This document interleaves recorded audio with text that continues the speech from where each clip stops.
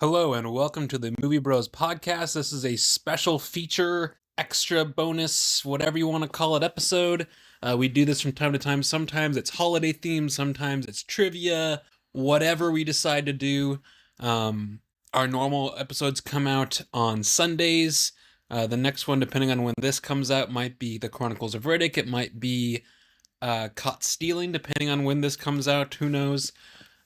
This episode, which we have not yet figured out a name for, but it'll be in the title, so you'll know before us, is going to be us talking about our favorite movies of most, if not all, because there's almost an infinite amount of subgenres and genres and things like that, but it's going to be some of the classic movie genres and our favorites within them, and trying to see if we can kind of figure out what each other might have put down, and mostly just talking about our favorites. I did have the thought of so before we get into it, we have things like drama, we have things like comedy, we have things like sci-fi and horror and fantasy. I was thinking, okay, should we have dramedy as a category? No. There are so many ways subgenres. You could splinter every single one of these genres into a bunch of different things. Again, this was not 100% planned out. We just kind of had the time this one afternoon to do it, so this will be fun for the editing bay, and also we'll see. It might just be really unorganized. We'll find out. We should say, if this is the edit that we choose to use, this is also, we normally have microphones, and we're doing this in two different places where we can edit a lot easier. Like Hayden said, this is just off my phone. Hayden, let's start with should we just go down the list? Yeah. Let's start with drama. The original idea was maybe we guess each other's, or we just read them out. How would you like to go about this? I would say if you have any guesses, go for it. If you don't, that's okay. Drama for Hayden, I don't know. So why don't one of us guess for the other, and then I don't know. Okay, that's why I thought. I think that you will probably have the first Knives Out in there. I don't. That is really surprising. We had a set list of genres we were going to cover, and I finished my list first, and as Hayden was finishing his, I added on a couple more at the end, so we might talk about those at the end. Hold on. That's not fair. Fuck off. I think this might work better if we each say one back and forth. Say one of our own, and see if we are either surprised or not surprised. And just for the listeners at home there, originally it was going to be 6, and then if we wanted to put on honorable mentions at the end, so it's going to be 6 to 8-ish. I don't know. So you just threw the entire rules out? No, I'm saying 6 for sure, 8 if you're including honorable mentions. Okay. I have 3. Jesus. Okay. So let's say one of your dramas. Knives Out. I think it's... Which I totally get. We should get that clean if we can't split between voice lines. It's fine. Same coffee. It's okay. So Knives Out. I think it's excellent. I think it's probably the best example of modern day mystery movie that exists. Mm-hmm. I think, as we'll find with lots of these, there's going to be an issue with recency bias. To a certain degree, yes. So, Knives Out, I think it's a great ensemble cast. And I think it, especially for it being the first big thing that Daniel Craig did after Bond, it was a really great surprise to see how much fun he was having as LeBlanc. Absolutely. My first for drama is going to be Hunt for Red October.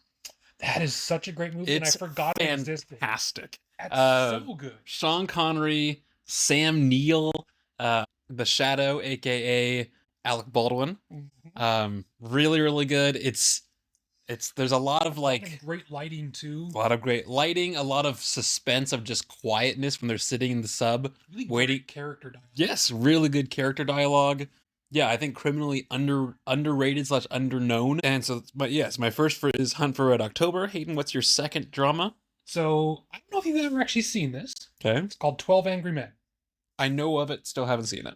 I think it is really, and I know lots of people talk. It is so, it's a really tight script. It is full of, in a similar way, it's very similar to why I picked Knives Out. It's in a great performance from a great ensemble cast.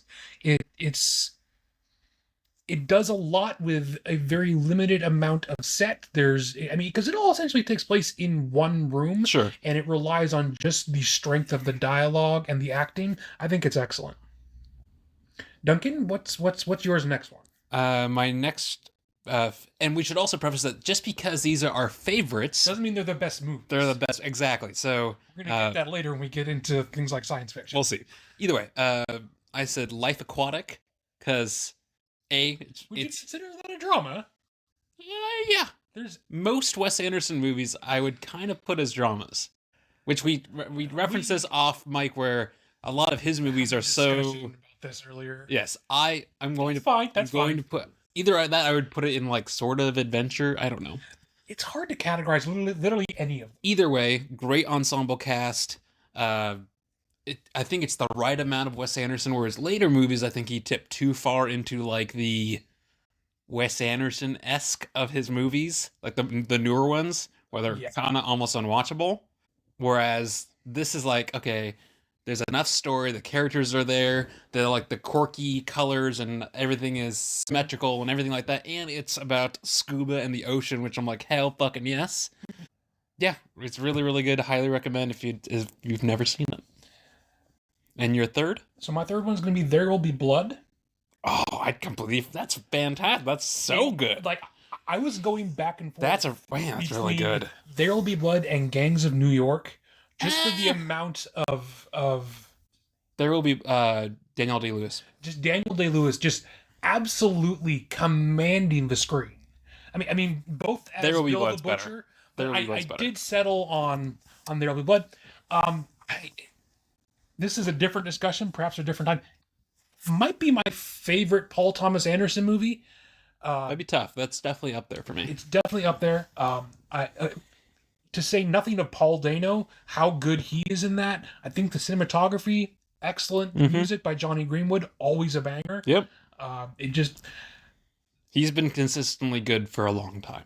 Yes. But yeah, that's an amazing movie. Duncan, Okay. And your next one? Good Will Hunting, which, man, it's so good. It's so well written, especially for if you know the backstory of like how it was made.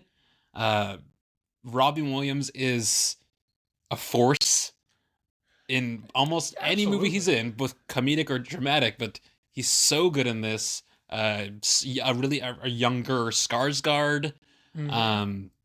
Obviously Matt Damon and Ben Affleck for both their roles, and I think that they deserve the Oscar. I almost had that in mind as well, but I'm like, it's too memed now. I can't think about Good Will. I can't help it. I can't think about Good Will Hunting without thinking of, I'm going to cast myself as the main character and I'm wicked smart. It's really good. And it is really good, but I can't think of it without hearing that in my head now. Your next drama, Hayden? 12 Years a Slave. I just don't have that. I've heard it's supposed to be very good. It is excellent, and it's one of the things like, you know what, I don't know if I ever want to actually rewatch this. I was like, is it your favorite though? It's my favorite because it's really, I hate to just keep saying really good for all of them. Sure. It's incredibly well acted, and Chitwell, whatever his name is. Completely bypass that out, not even try. Okay. Chidwell Ejiofor, I think is Chitwell. That guy is really good. To say nothing of Michael Fassbender playing the de facto villain is amazing. I think it's a really well made, just epic that spans this man's entire life, and I think that's very hard to consistently keep up the quality for the entire movie. I really like it. Again, it's not something I rewatch all the time, but it's really good. Okay. My next one would be The Prestige, which we talked about. What is it considered? So I'm going to actually slide in here as well. My next one is also The Prestige.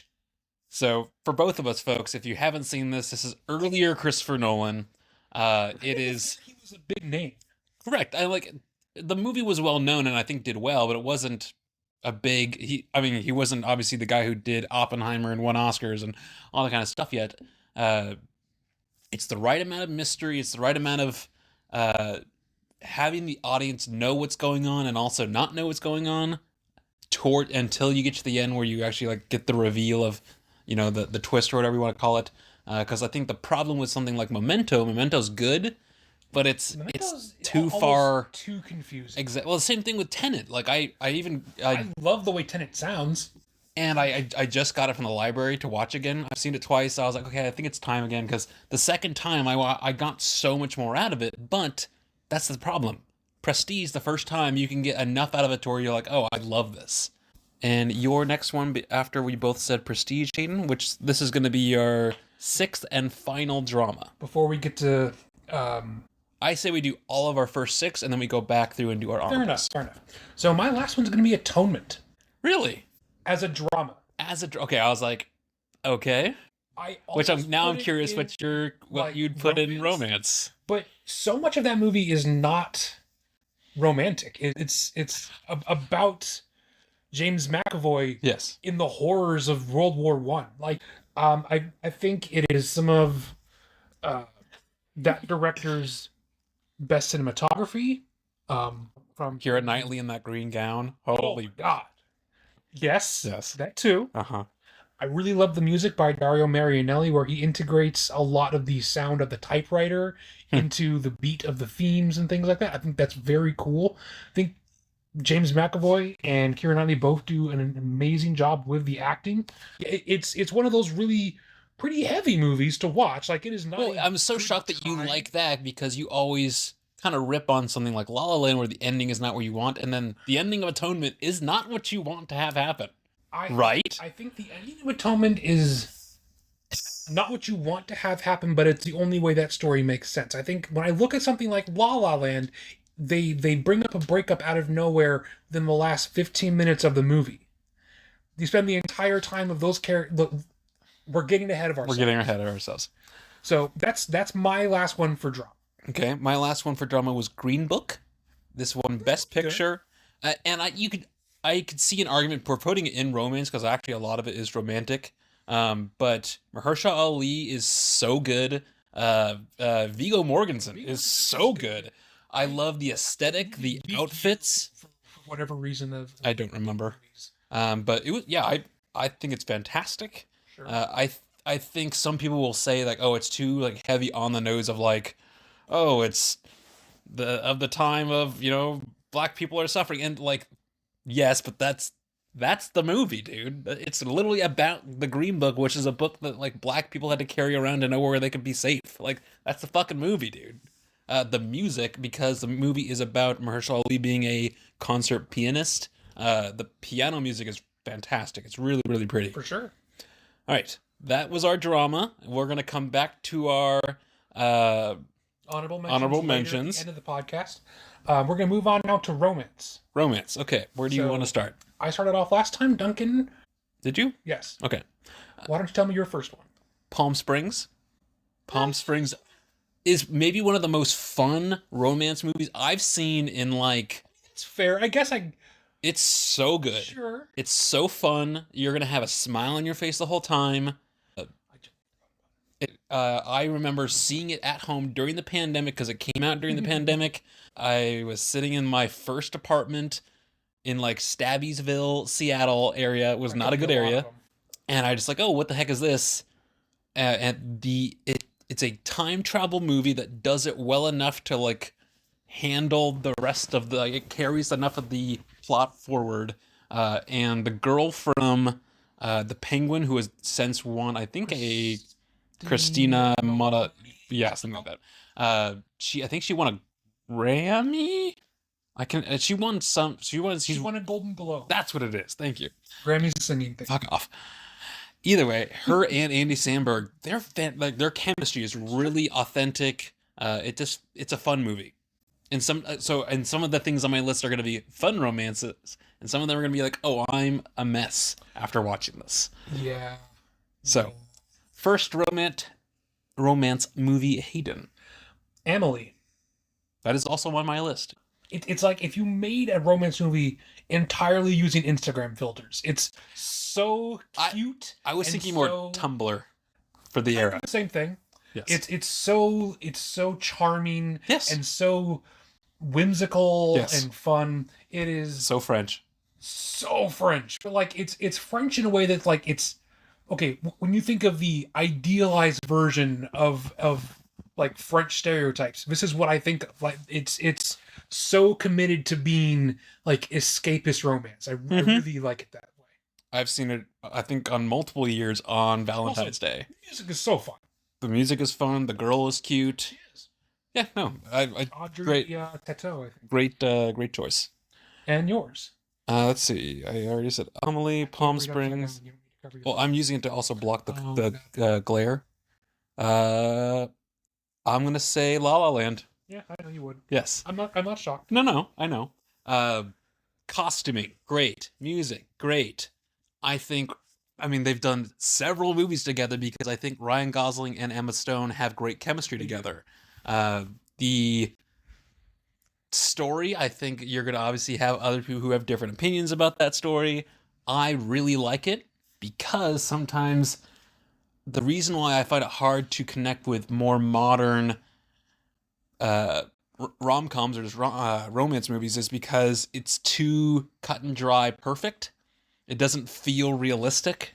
This feels much more realistic because it's them. The movie is a romance movie, but it's also about them pursuing their passions and dreams.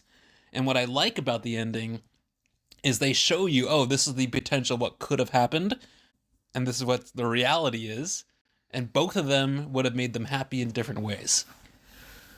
I love 90% of that movie. Yeah. I actually think that it's because it is a musical. I have it in fantasy a little bit because there are bits where they are dancing in the clouds. There's whole musical numbers. That is the one scene that I'm like, it's There are fun, but whole like, musical numbers taking place on the I-5.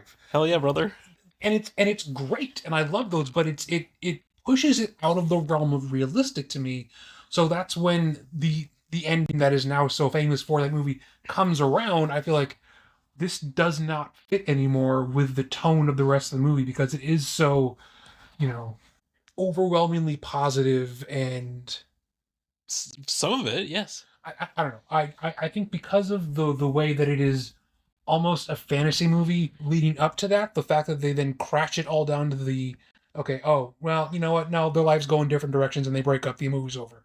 I don't know that that's a great ending. That's all. We have different opinions on this one. That's okay. And that's What's your next romance, Hayden? Pride and Prejudice. That is also on mine. This is something that I showed Duncan in the last year. It's been a favorite of mine. Last year and a half. So yeah, okay. It's been a favorite of mine for a long time. I had never seen it. Duncan had never seen it. It's a really beautiful adaptation. It leans into everything almost looking like a Waterhouse painting. Almost everything is set during sunset. You have two really strong leads in both Darcy and Keira Knightley. Obviously, they're both attractive people. I think it is the held up standard for period romance for a reason. Yeah, and I think that is exactly how I would put it about, I think there's different eras for romance, and I will talk about that with maybe one of my next ones. But yeah, for period pieces, I think it really nails it, where it's not overly period. Do you know what I mean? It does stay away from being in, full ball gown dresses and we're walking around old castles. Yes. I think it balances that well. It is still obviously taking place in the past, but Yes. they I think very smartly steer away from a lot of the cliches of that genre. My next one is When Harry Met Sally, which I think is of that era I expect the that. best. Because actually, when Hayden and I did this as an episode, which if you are listening, you can scroll back. I believe it might have been a Valentine's Day episode, either not this last year, but the year before, where we did Pride and Prejudice and When Harry Met Sally. What's his name? Harry. Billy Crystal. Billy Crystal is not a good-looking guy. He's not, would which say I he's- like. He's not ugly. I think He's he looks He like looks- a normal everyday guy. which I feel like that has kind of gone by the wayside. The average looking guy and even average looking girl, everyone is too pretty now, I find. I think that's always been a complaint of Hollywood, like even back Yes. in the 90s, which I think is why this one is a little bit more set apart. think it is a little bit unbelievable that Meg someone Ryan? who looks as attractive as Meg Ryan in the 90s falls for Billy Crystal. But sure, but most of this movie is not really about their like romance. It's about them becoming really good friends, and it's all about their conversation. And I think I talked about this last week, maybe week before, where there's this something about New York in that era that just has this kind of charm, this kind of romance to it, because a lot of this is shot all over New York in the fall, throughout the year. It's really, really pretty. It ends on New Year's Eve. Yeah, it's cozy. It's not super long. It's easy to follow. The writing, the conversation, I think is really, really good. Yeah, Hayden, last romance movie. No, I have 4 more. 4 more? Did I count wrong? Hold on. What? Yeah, because I've only said Emily and Pride and Prejudice. I feel like you've definitely said something else. I definitely haven't. Princess Bride. Like, when I think of, again, as you were saying, eras, when I think of, and granted, it's not a huge subgenre, but like medieval fantasy era. That's a small genre. It's an incredibly small genre, but I think this nails that so well, and you are completely sold on the earnestness of Carrie Ells and Robin Wright so early on in the movie that you completely buy into it for the entire rest of the movie. You want to see this couple succeed, even if it's against someone as goofy as Prince Humperdinck. I love that it fully embraces the fact that it is absolutely an in-universe fairy tale. And I think it's smart that they did it where it literally starts and ends with them. It's saying, like, hey, this is a bedtime story. Yeah, it's otherwise, because so I think if they just went straight into, like, that's the world, I'll be like, I don't know if I can really connect as much. It's true. Did you miscount? Palm Springs, La La Land. Oh, I'm missing one. Pride and Prejudice, Amelie, When Harry Met Sally. Oh, we just covered some of ours at the same time. Yes. I guess so. My next one, and we also did this as an episode, and Hayden really didn't like it, and I fucking love it. It's great. I will die on this hill. It's not romantic. Yes, it is. It's about them breaking up for 90 minutes. What do you think romance is? Being in love and not breaking up. That's the whole point of a romance movie. Romance is the whole spectrum, Hayden. No, it isn't. Life is not all about the good. In a romance movie, yes, it is. You gotta have. Okay, we're not doing this again. Okay, we're not. Anyway, either way, I'm going to say Comet. I believe it was like 2014 or something like that. Justin Long's great. The girl from Shameless, yes, she's great. It kind of dances around some multiverse stuff. Hayden's being an ass. There's a lot of cool coloring that I think they use in this movie. I saw it the first time at a very formative part of my life that I've seen multiple times over with different people. I don't know. It hits specifically, I think, for me. Obviously, I can understand Hayden may not agree with that, but that's just, well, my opinion. All right, next romance. So, in a similar vein, I think, actually, to Duncan's appreciation for Comet and it being about seeing it at a formative age and You're gonna say Eternal Sunshine? I am not. Okay, I was like, oh. I like Eternal Sunshine, but if I said that was my favorite romance movie, I'd be like, let's call you a therapist. Nothing wrong with therapy. There's nothing wrong with therapy. I think there's something wrong with you saying Eternal Sunshine of the Spotless Mind is your favorite romance movie. Yeah. Like, or someone's like, oh, Requiem for a Dream. I'm like, anyway. Anywho, I'm gonna go ahead and say 500 Days of Summer. For a similar reason. I thought about that. I think this is my La La Land. Yes. To where I think for actually very similar reasons to what you just said about Comet, in that it is more realistic to show them not staying together. I think the only reason I prefer 500 Days of Summer more, 500 Days of Summer more is I like the leads more. Okay. I think Joseph Gordon-Levitt is an underrated actor. I wish he did more stuff. Sure. And at the time, Zooey Deschanel was really cute. Yes.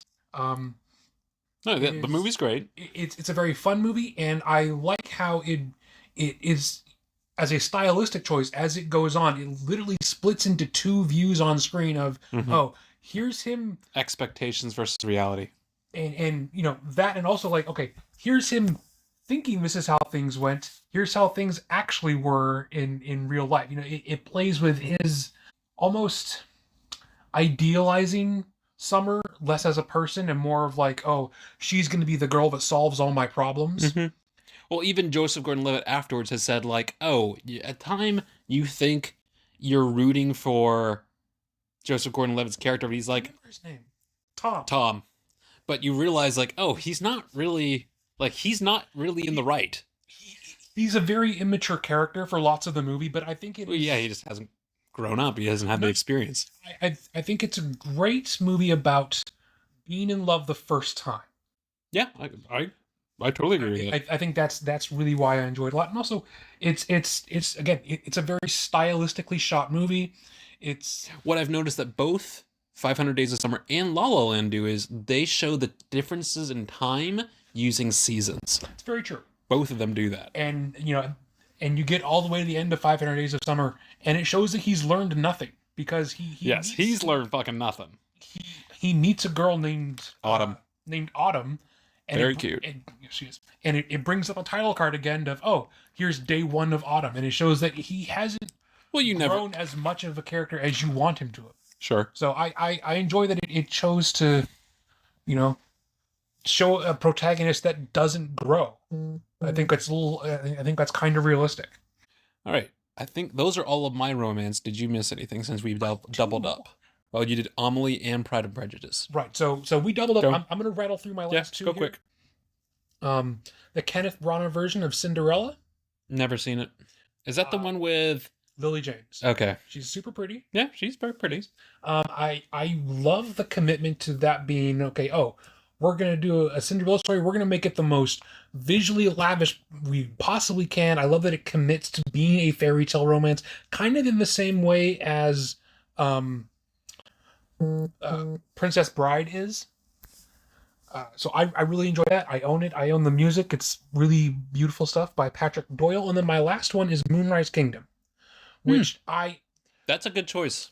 In the same way that it is hard to slot Life Aquatic into drama. Sure. It is also kind of hard to pigeonhole Moonrise Kingdom as just a romance movie. No, but I like that. I like that. So much of the because that's also young love.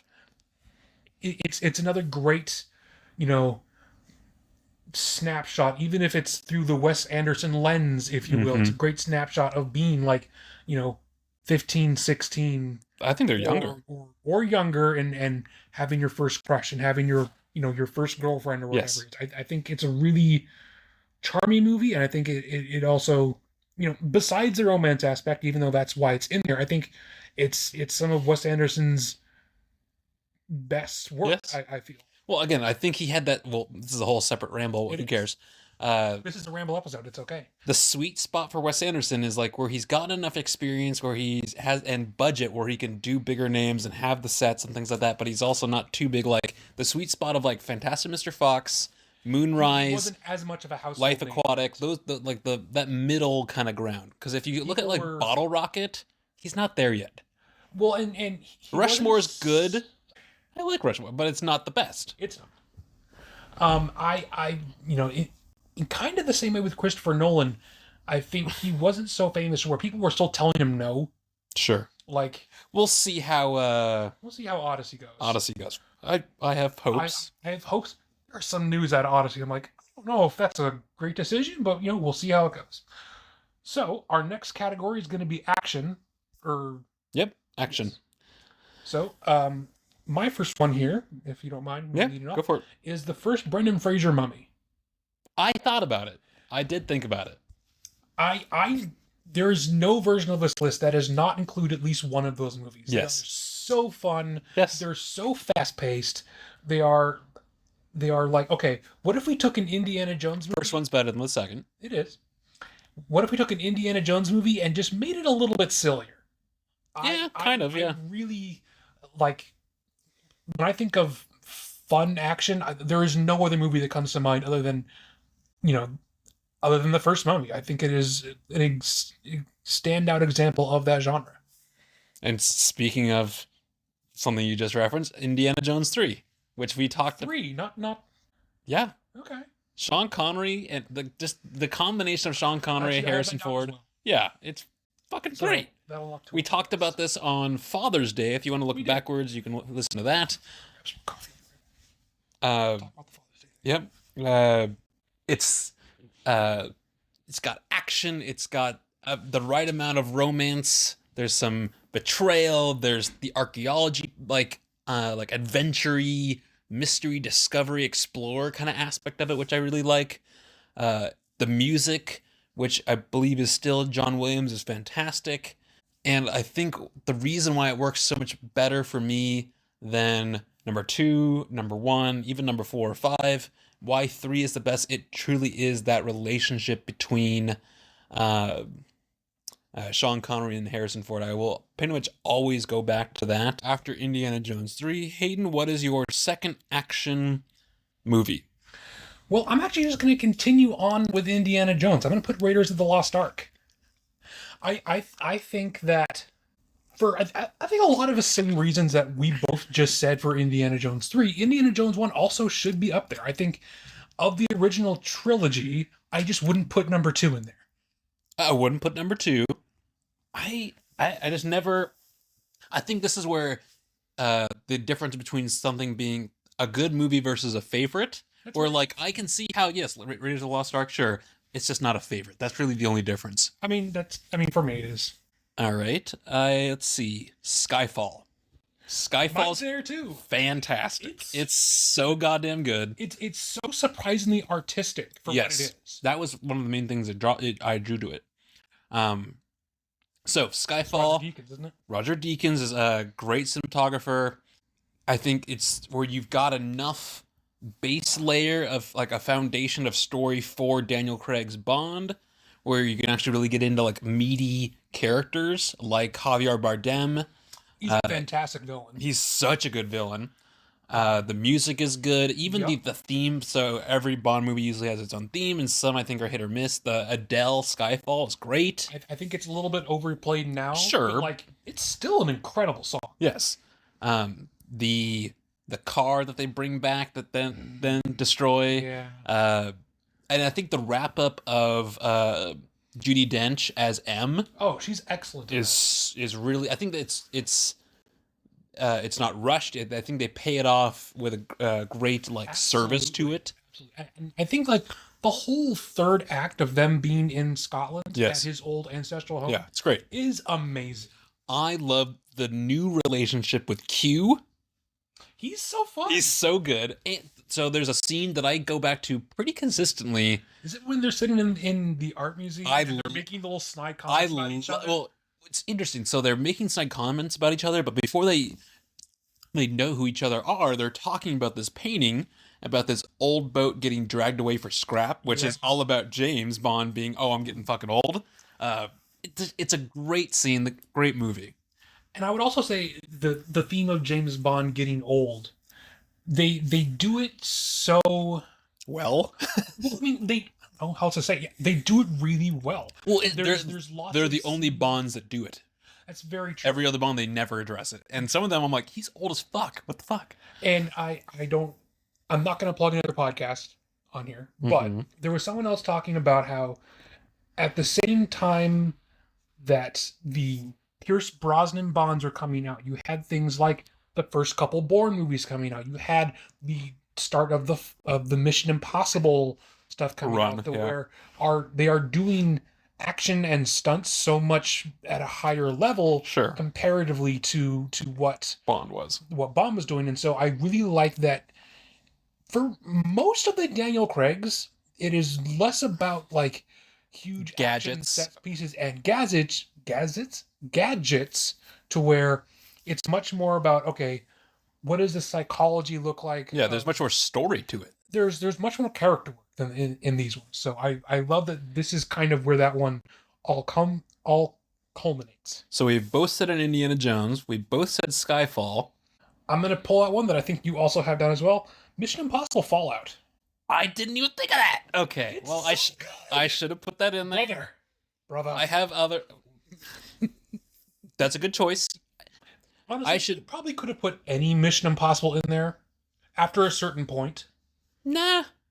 Fallout's really kind of my only. I rewatched the first newer one with Jeremy Renner, Rogue Nation, Ghost Protocol. Ghost Protocol.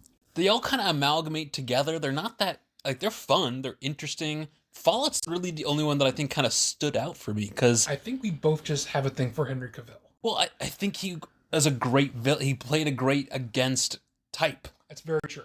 All the other ones, I'm like, oh, the bad guy is the bad guy. Mm-hmm. They're not that interesting. But there's the whole scene where they're running across the rooftops. There's the amazing ending bit where they're chasing each other on real helicopters yes. with miniguns. Yes. Like when I think of, The bathroom scene where he cocks his arms. Come on, dude. just there's so much in here that is like, okay, how can we push the envelope?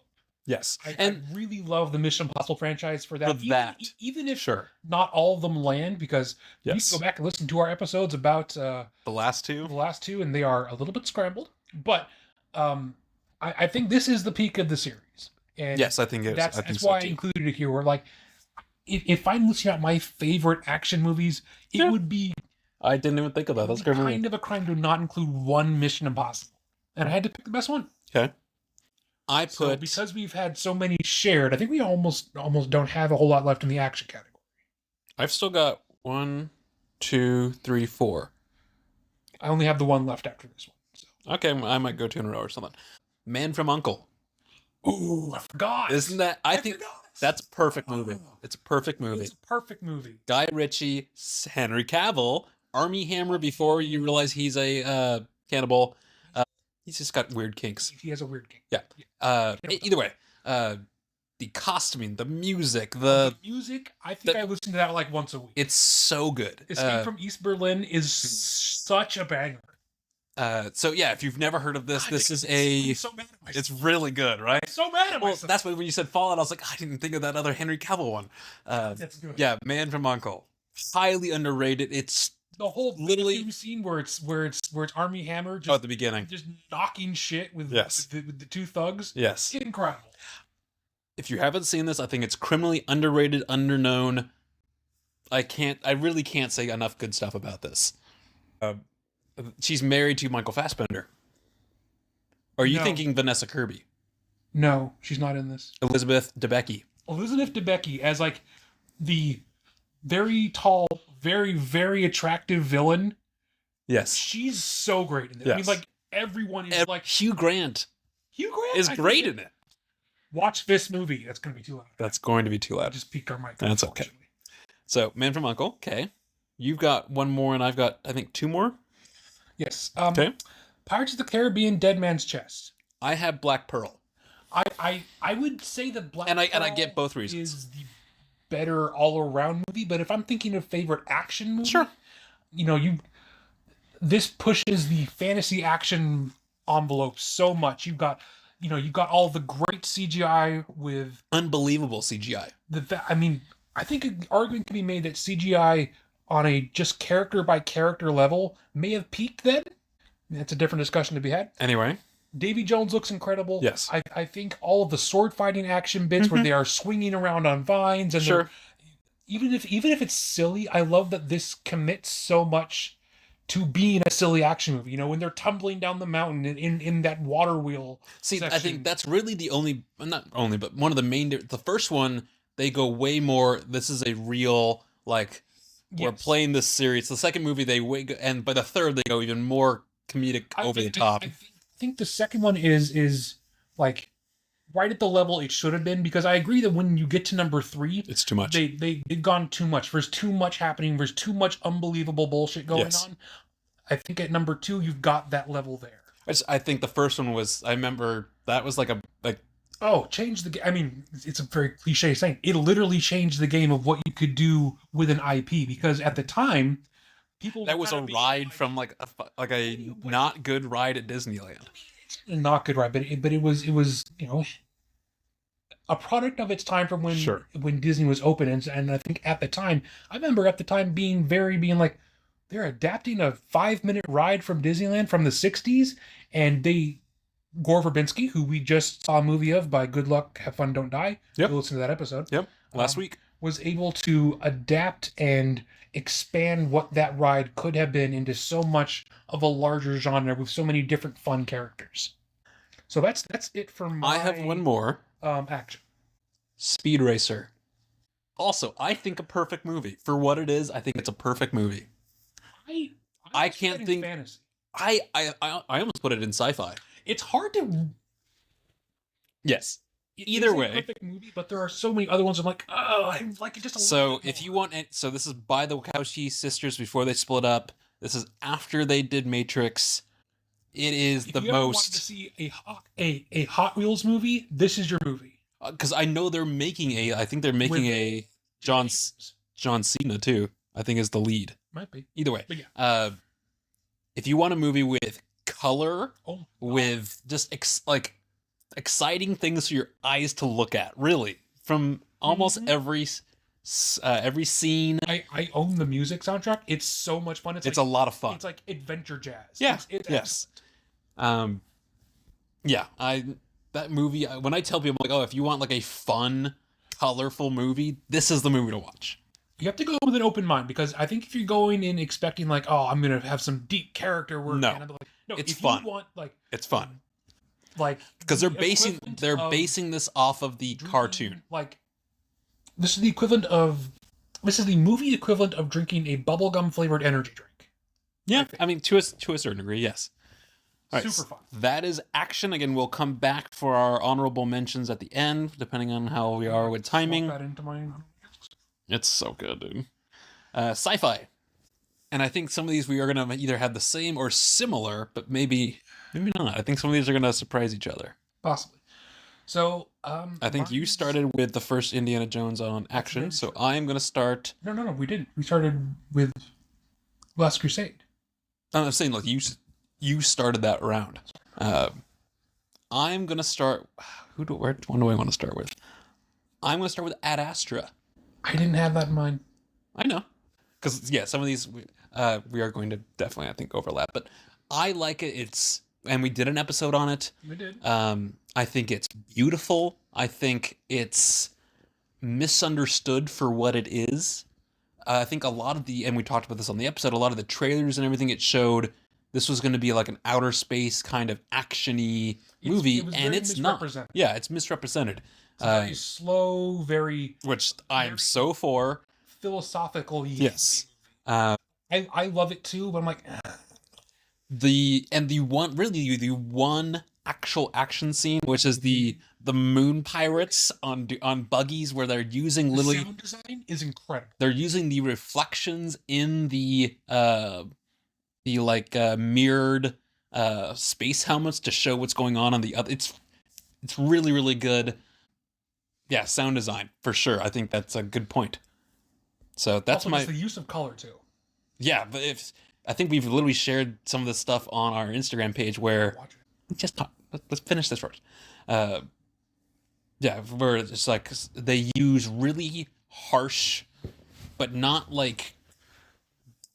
bracing colors. Where like, oh, a scene there's got like, oh, this is all purpley or green or red or orange. Like when they go to almost like- Mars. Yes, a lot of it feels very mood-esque. Okay, sci-fi. First one, Hayden. So let's get the big one out of the way. Interstellar. I didn't put it on my I'm gonna list. strangle you. I thought about it, but I'm like, okay. Is it a perfect movie? Yes, I think it's a perfect movie. Is it my favorite? I think for me it was tough to not put it on there. I don't rewatch it all the time because it last 2/3 of that movie really a really heavy movie, but just absolutely amazing. Sure. I think I don't think anyone's going to disagree with you no, on that. I think it is absolutely one of, if not my favorite movies in general. Mm-hmm. It just incredible performances. The music's amazing. Cinematography is really, really good. And the right amount of logic Yes. that like it makes sense enough for the movie and you don't have to overthink, but it's enough to where like you have to use your brain for some of this movie. Yeah, it's really, really good. I love it a lot. Yeah, agreed. Again, I didn't have my on my list, and you'll see why, but agreed. But it was in my honorable mentions. Sure. All right, so I said Ad Astra, you said Interstellar. I'm going to say Tron Legacy, which I have that down as mine as well. Yes. Cross that off too. it's We did this as an episode probably sometime last year, I It's a think. beautiful movie. It's beautiful. If you look all behind the scenes about how they made everything, is fascinating. The story is exactly what you want it to be. That's why I think it works and John Aries doesn't. The music done by Daft Punk and they're in the movie is fantastic. It's there's no time where I think about it and I can think of something wrong with it. I think if I wanted to play devil's advocate and nitpick it a tiny bit, Okay. I think that the younger Jeff Bridges CGI is a little dated. But we explain it in the episode where we talk about it. Where okay, if this is truly a technology from like the late 90s, early 2000s that he's been sucked into, it would make sense that he's using technology from that era. So it's okay. Yes. Yeah. It's just an incredible example of what you can do. And this is John. It's John Krasinski is a different. No, it's Joseph Krasinski. Joseph Kosinski. Whatever the fuck. Recently did F1 as well. Just did F1. He did Top Gun Maverick. So my next one is going to be Empire Strikes Back. This is where we differ.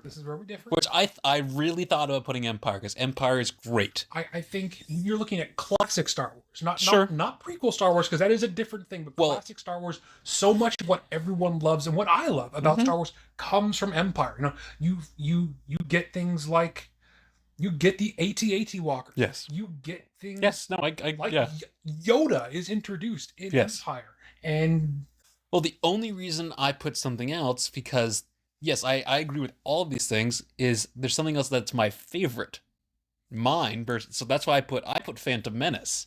Because for my childhood and just like growing up, I'm like, this is my Star Wars. It's Phantom Menace. Sure. And all the things I think it was one of our maybe our first episode or second episode, and it's one of our second or third episodes where the audio and everything it was before editing. It's terrible. Anyway, I think we have it unlisted.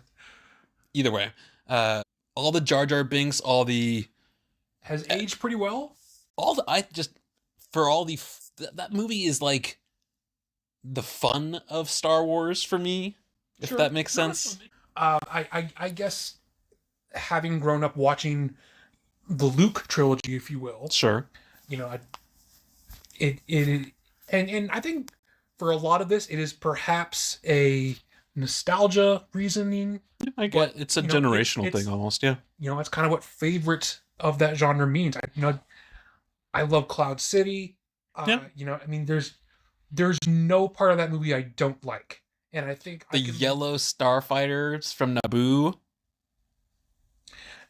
It's very cool. It's great. But when I look at something like A New Hope, I can see things that I don't actually enjoy in New Hope. Yeah. When I look at things like Return of the Jedi. Yeah. Things. There are a handful of things in Return of the Jedi I don't really like. I was even thinking of the sequels. I'm like, okay, Force Awakens is fun. I wouldn't put any of the sequels. There are aspects to every sequel movie, even Rise of Skywalker, really? In a vacuum, I think some of those scenes are lots of fun. Would I ever put them in my favorite science fiction movie? Absolutely not. No. So yeah. Empire Strikes Back versus Phantom Menace. Okay. Okay. So and then I'm gonna finish that out with Revenge of the Sith. I thought about. I really didn't want to put more than one of any series. I wanted to be like, this is the one from that series. I wanted to do that too, but I'm like, okay, but if I'm being honest, is it one of my favorite science fiction? And I think, and it is. Your age, when you probably saw them in theaters, I was too young. Revenge of the Sith came out in like 2005. I think I was the perfect. Yes, you were the perfect. That's what I'm saying. I'm like 4 more years after me. Yeah, that makes sense. Absolutely. Oh my god, I love Revenge of the Sith. It's so good. Yes, it's very good. It is. Well, again, it's like the culmination of like a 12 to 13-year-old. Yes. Getting your first quote unquote edgy movie ever. Yes. Well, it's PG-13 and like yeah. It's so good. Well, love it. If you watch the 4, 5, and 6, so you have all that knowledge, then you're watching 1, 2, 3. Like 3 really is the culmination of all 6. It really is, and I think growing up and watching the Luke trilogy first, and then watching the Anakin trilogy, it was absolutely the right choice. Yeah, I'm glad that they released them as they did. Yes. So that's all. I have 2 more since we had some double ups. Star Trek. I also have two more. Oh, okay. Star Trek. Which one? The J.J. Abrams first one. I thought about it like And we did it as an episode, folks. You can find it somewhere back there. Which, so fun. not to say that all of our episodes are just our favorite movies that we're talking about. And we try to reach. We've tried to expand. Sometimes it's good. Sometimes it's Bone Tomahawk. It's hard to not do that. Yeah. Either way, Star Trek. The music by Michael Giacchino. Michael Giacchino. Incredible. Enterprising Young Men. I will listen to that. Pretty good. All the time. It's good hype up music. Yes. And I think it's really well casted. It is so really well casted. And I think the director was picked correctly for that movie. J.J. Abrams having that kind of lens flare-y technology fits for those really well. It doesn't feel like gritty. It feels polished and stylized. I think Eric Bana as the bad guy, I think is underrated. I keep forgetting he's the bad guy, and I keep forgetting, Eric Bana, I kind of like him. Yeah. Oh, shit. And I think they use time. Hi, Chris. Hi, Chris. I'm Nero. I forgot about that. I think they use time because there's some time travel-y. A little bit. I think they use it okay. I think it facilitates. A list of favorite legacy character cameos. Spock showing up in this has got to be at the top of the list. He's and I'm glad smartly. I'm glad they used Spock and they didn't use either Picard or they used Shatner. Shatner is Will Shat. Well, no, he is notoriously difficult to work with because he has such an ego of being. He's Will Shatner. Kirk for his entire life. Either way, I had Star Trek. What's your next one, Hayden? Yeah, because I have one more. So I'm actually also going to list a Star Trek, but it is not a newer one. I'm going to put down The Wrath of Khan. I thought you were going to put down another one. I fully understand that this is they're all, your favorites. Yes. Not going to be yours. That's okay. I love The Wrath of Khan. This is, to me, what a Star Trek movie should be about. I love almost the submarine warfare aspect of it. I love the villain. I think the music set the standard for all of them going forward. I think as far as Shatner's acting, this is probably the best you're going to get out of him. Yeah, okay. And you're not talking about Saving the Whales, which is number 3 or 4. The Search for Spock is fine. There is a point where I watched through all of the Star Trek movies, all of them, and listen, Khan is the best of them, I think. I love Star Trek. I own all of those physically. Okay. I grew up watching the original Star Trek series with Spock and Kirk. That holds such a a lot of these lists are going to be nostalgia. Absolutely, and I think that's hard to get away from when doing a favorites list, but I don't know if we really should be trying to get away from doing that in a favorites list. So, for me, I love The Wrath of Khan so much. I went and saw it in theaters for its 40th anniversary last year or something like that. It was still incredible. So that's mine. And my last for sci-fi is Ex Machina. Yeah. It's pretty to look at, but not beautiful. It feels very artsy, but not look at me, I'm artsy. It doesn't. It's the aesthetic is there, but it's not the point because the story is so much more heady, which that's the kind of sci-fi that I like. Great dialogue. Domhnall Gleeson, Oscar Isaac, and Alexandra Victor, who's also in Man from U.N.C.L.E., and she's great in that. I've never been able to remember her name, but she's a great actress. Yeah, she's a great actress, and if you've seen any of the behind the scenes stuff or anything like that, how they did her, the animation that is really cool. That movie won Best CGI for its year at the Oscar. Not CGI, but Best Visual Effects for its year. Good. And I love where they film it. Yes. The location. I think it might be Iceland or Denmark or something like that. Something. Really, really beautiful. All right. I think do you have one more sci-fi or is that it? I have one more sci-fi and then I'm done. Okay, go for it. I really debated with myself. Okay, how Star Wars heavy do I want to make? Jesus Christ. But if I'm being honest, what are my favorite science fiction movies? Rogue One. It's Rogue One. Yeah, Rogue One, which I get. is incredible. Half of your sci-fi is Star Wars. I know. I'm just putting that out I there. know. Which have a I get lot it. I have a lot of honorable mentions that aren't Star Wars. Okay. I think for some of the other ones, it is hard not to put them up when you've grown up watching them. Sure. But I think this one, seeing this, because it came out like 2016. We were all like that. adults. This is the You would have been like 21. something like that. This is what an adult Star Wars movie looks like. I think. I get that. Where It handles its themes in a more mature way. It handles its view of what constitutes villainy in a more mature way. It's where we get the incredible show that is Andor. If you want to see also incredible. that, like more deeply explained. It's kind of a rough watch, to be honest. It's a rough watch. I'm like, oh, this is pretty topical because the world. Man. Yeah, but and I love. I've always loved the idea of watching a doomed storyline. Like, going How it's going to end. that no one survives, but even in spite of that, you grow to like all of the characters. Yes. Like, Diego Luna is incredible. He's in this great. movie. He's really good. Felicity Jones. I like her. I think she's pretty good. I think everyone else is just better. Yes. It's not that she's bad. It's just everyone else is so much more memorable and not just, oh, I'm the main character. Mad Mickles. Matt Nicholson is great.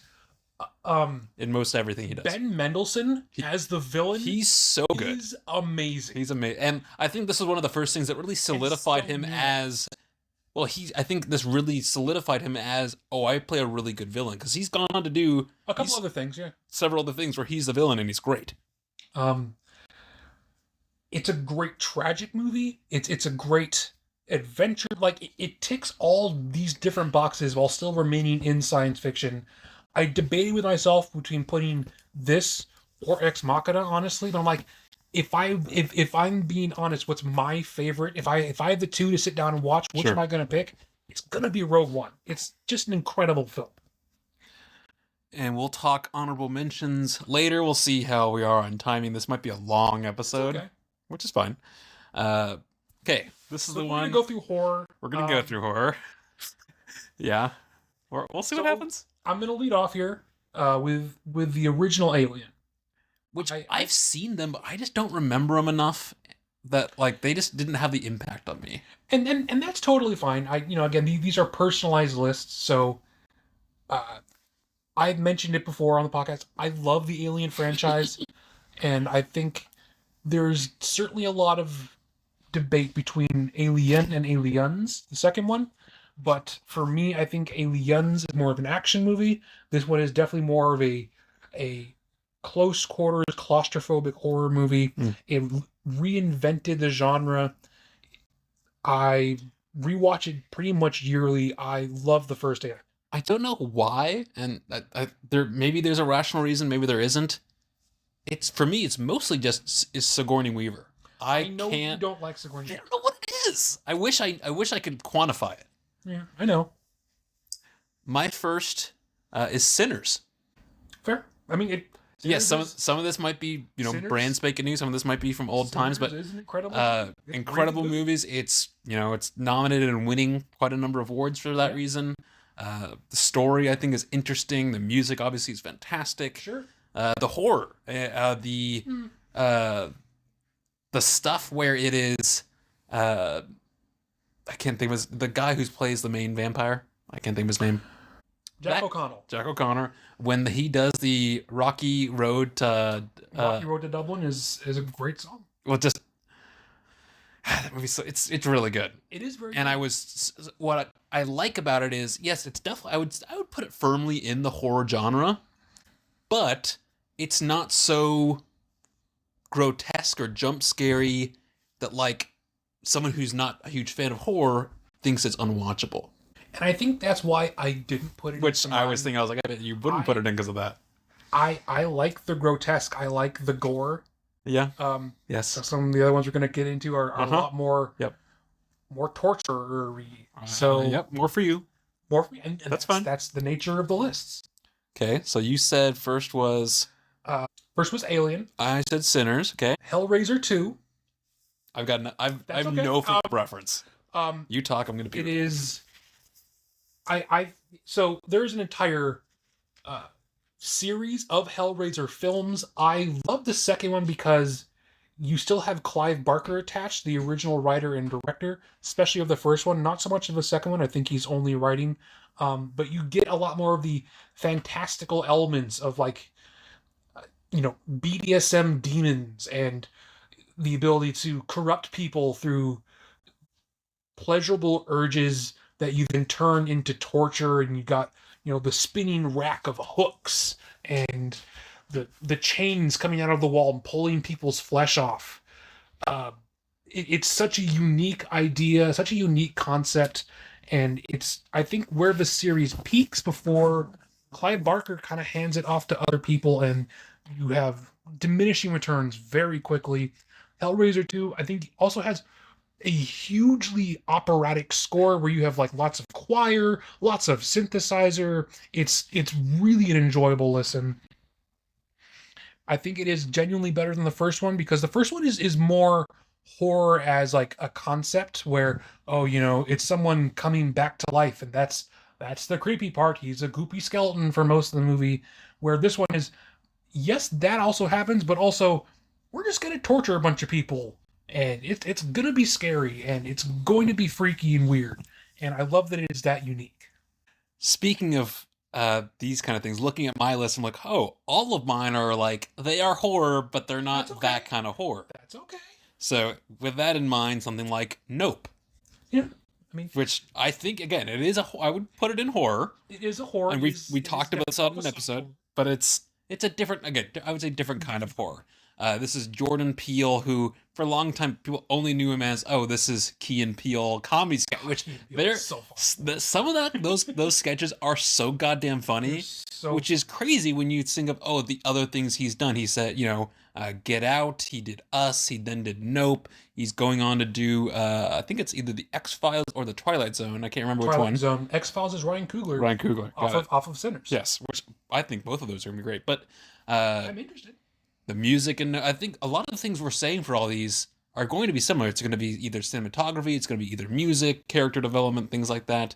Steven Yeun in this is great.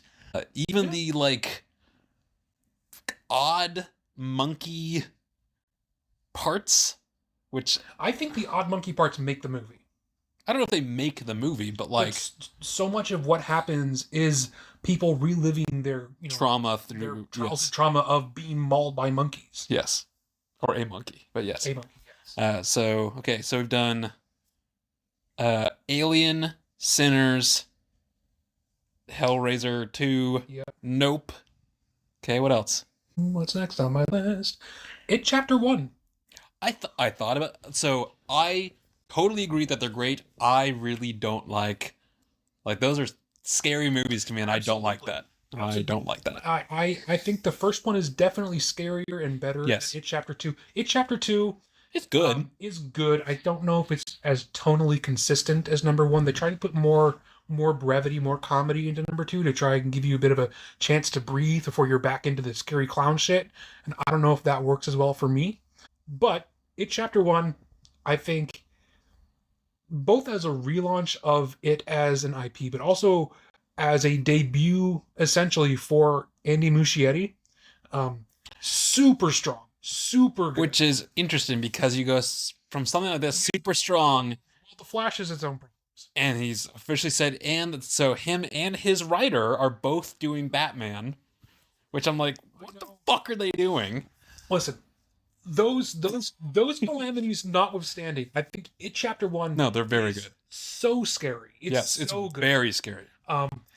Bill Skarsgård as Pennywise. So scary. Like, that is generational casting. That is like no disrespect to Tim Curry. Tim Curry's great. No, he is. Comparatively, no, so scary.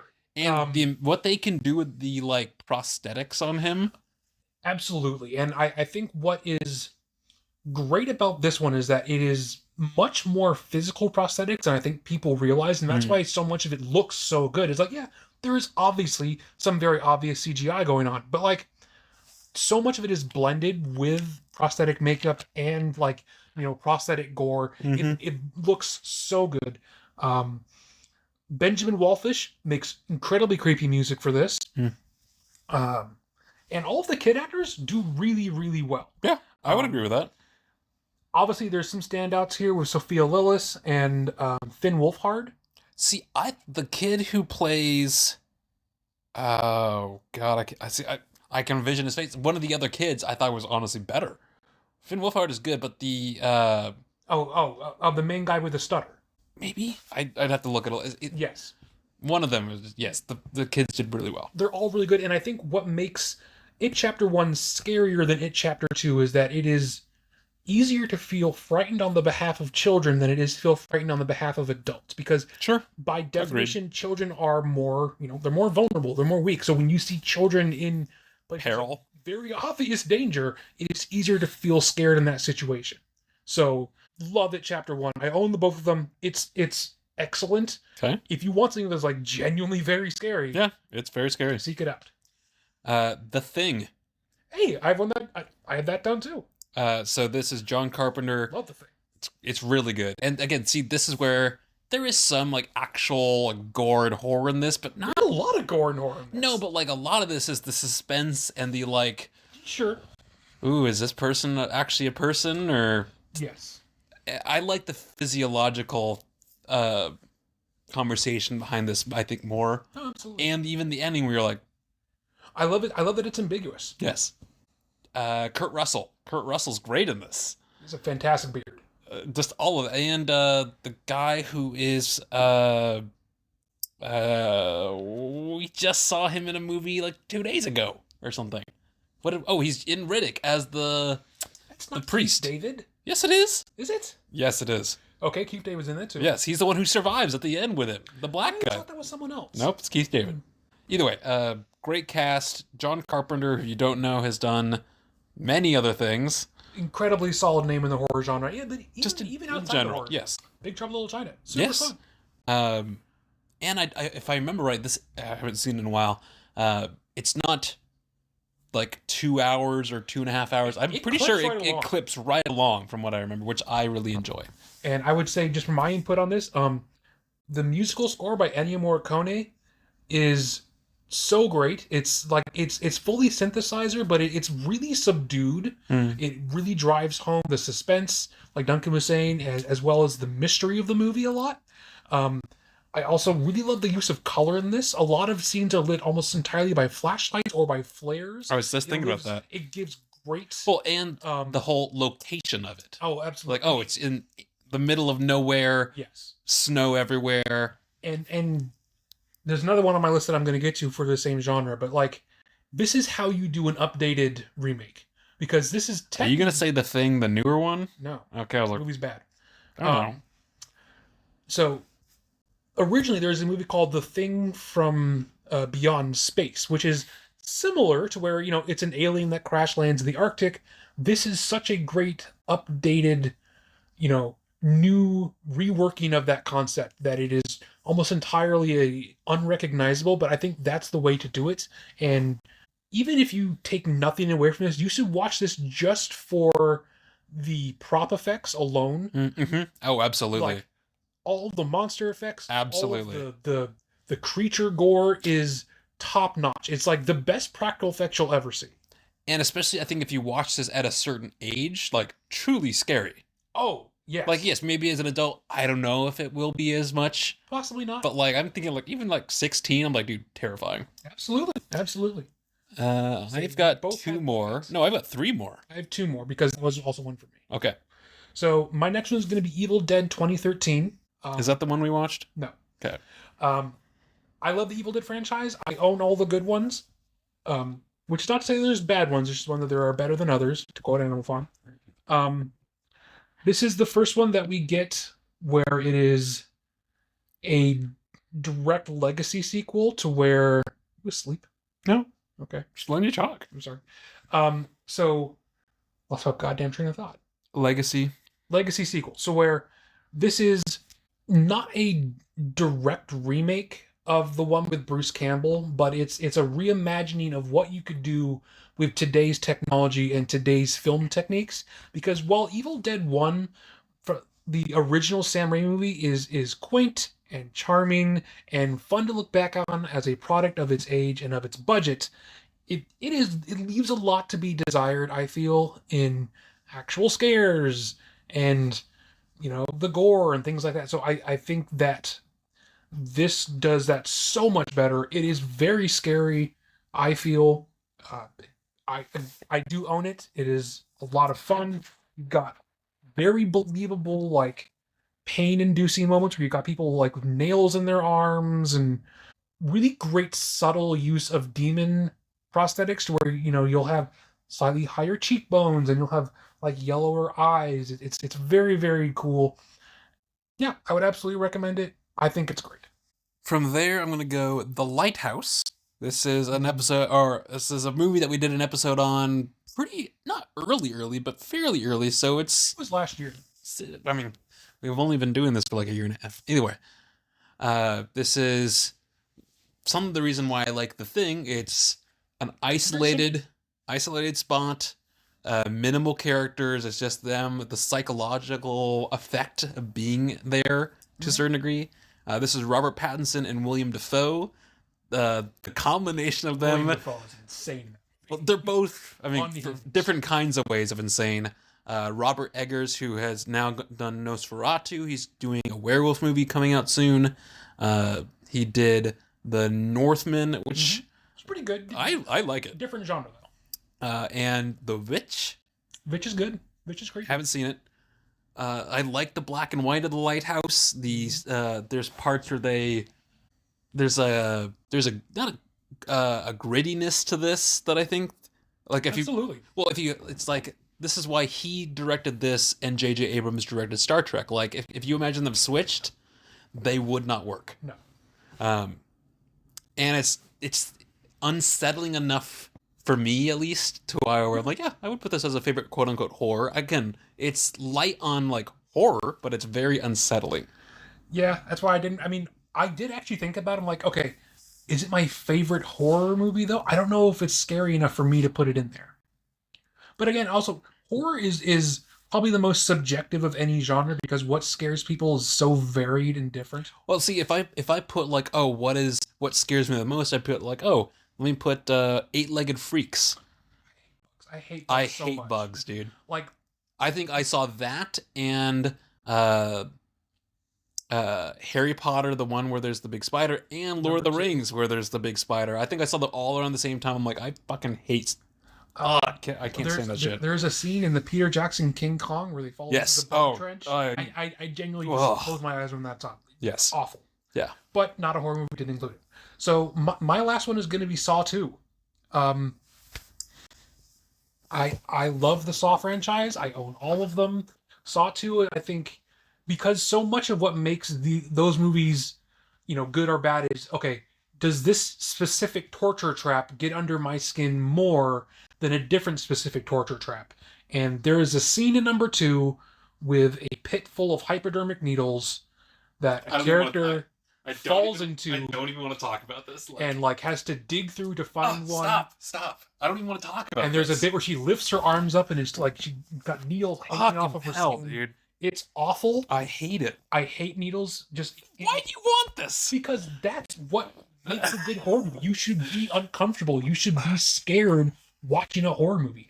I think I've watched that one more than any of the other ones because it gets under my skin so much. Okay. I think it's so effective. It's so creepy. And I love the fact that it is, I mean, and it's something that the Saw series in general would incorporate more, but it is a cyclical story where many of them are happening at the same time. And you can watch scenes, like if you go to Saw 3, you can glimpse scenes from Saw 2 happening in the background where the characters don't notice it. I think that's really cool. But yeah, Saw 2 makes me so like viscerally uncomfortable. It has to be here. All right, we're gonna go a pretty different direction from that. Jesus Christ. What, man? And so the last two that I have, I'm putting them in the horror genre, but I think they are very loosely in the horror genre because I don't have that many choices for horror. What, you don't want a Needle Pit? Van Helsing. Again, it's a reach. I'm giving him a look. Yes. It's a lot of fun. It's an action movie. That's almost like action fantasy. I don't fucking know. That's almost like, the estranged brother of the Mummy. I will not say a lot about it. It's Hugh Jackman as Van Helsing. I think all of the stuff that they did if you look at it for the time, like the werewolves and Visually, stuff look awesome. Incredible. And I think what they did for Frankenstein's monster, I think he actually looks pretty cool. It's a nice creative reimagining of what his character could look like. And all the vampire like Beckinsale's so hot. the vampire wives of Dracula That too. are actually there's a creepy thing to them. Sure. The other one, which again I'm putting it in horror, I get that it's barely there. It's Prometheus, which it's got some horror aspects, and there are some. I agree with that more than I think you think that I would. And I would just put it more in sci-fi horror, yeah.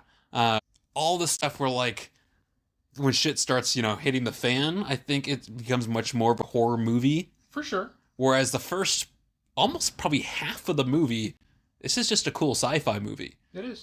Some of the music is really beautiful in the first half. Yeah. The wherever they filmed this, I'm not sure. It's beautiful. Iceland, I think. The designs for the ships and all that kind of stuff. Awesome. Very cool. Idris Elba as the captain who flirts with Charlize Theron. Charlize Theron as the other captain. Woof. Yes. Yeah. Off audio, we had a conversation about this earlier when we were kind of having our lunch about how we both love this movie, and it's hampered by the fact that it is forced to be part of Alien canon. I so wish it was just released as its own thing. I think I'd love it more. Yes, agreed. So I think that's all of our horror. Let's go light. Let's go comedy. Ready? Okay. I'm going to start comedy with, I think, something that we can agree with is probably a perfect movie. We've talked about this on this podcast. Tropic Thunder. Tropic Thunder is a perfect movie. It's a perfect comedy. It's a ensemble cast, which I think is when comedies work the best sometimes, where you have a lot of different relationships you can bounce different things off of. Jack Black. I forgot about it. Right? Like, it is so good. It's so funny. Robert Downey Jr.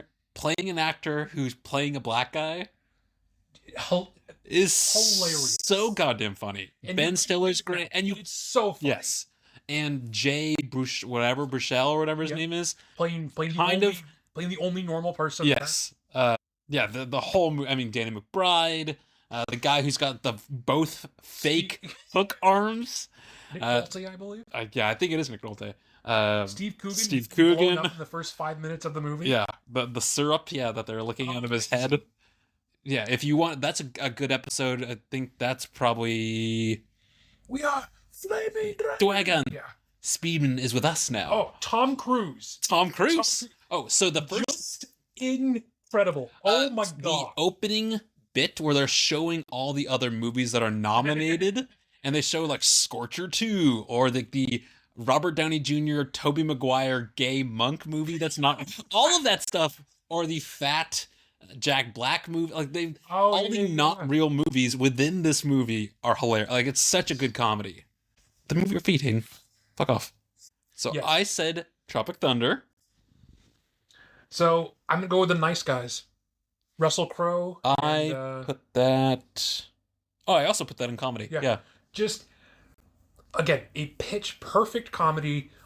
So the casting and the chemistry between Russell Crowe and Ryan Gosling is incredible. It's so funny. It works both as a mystery movie as well as a comedy.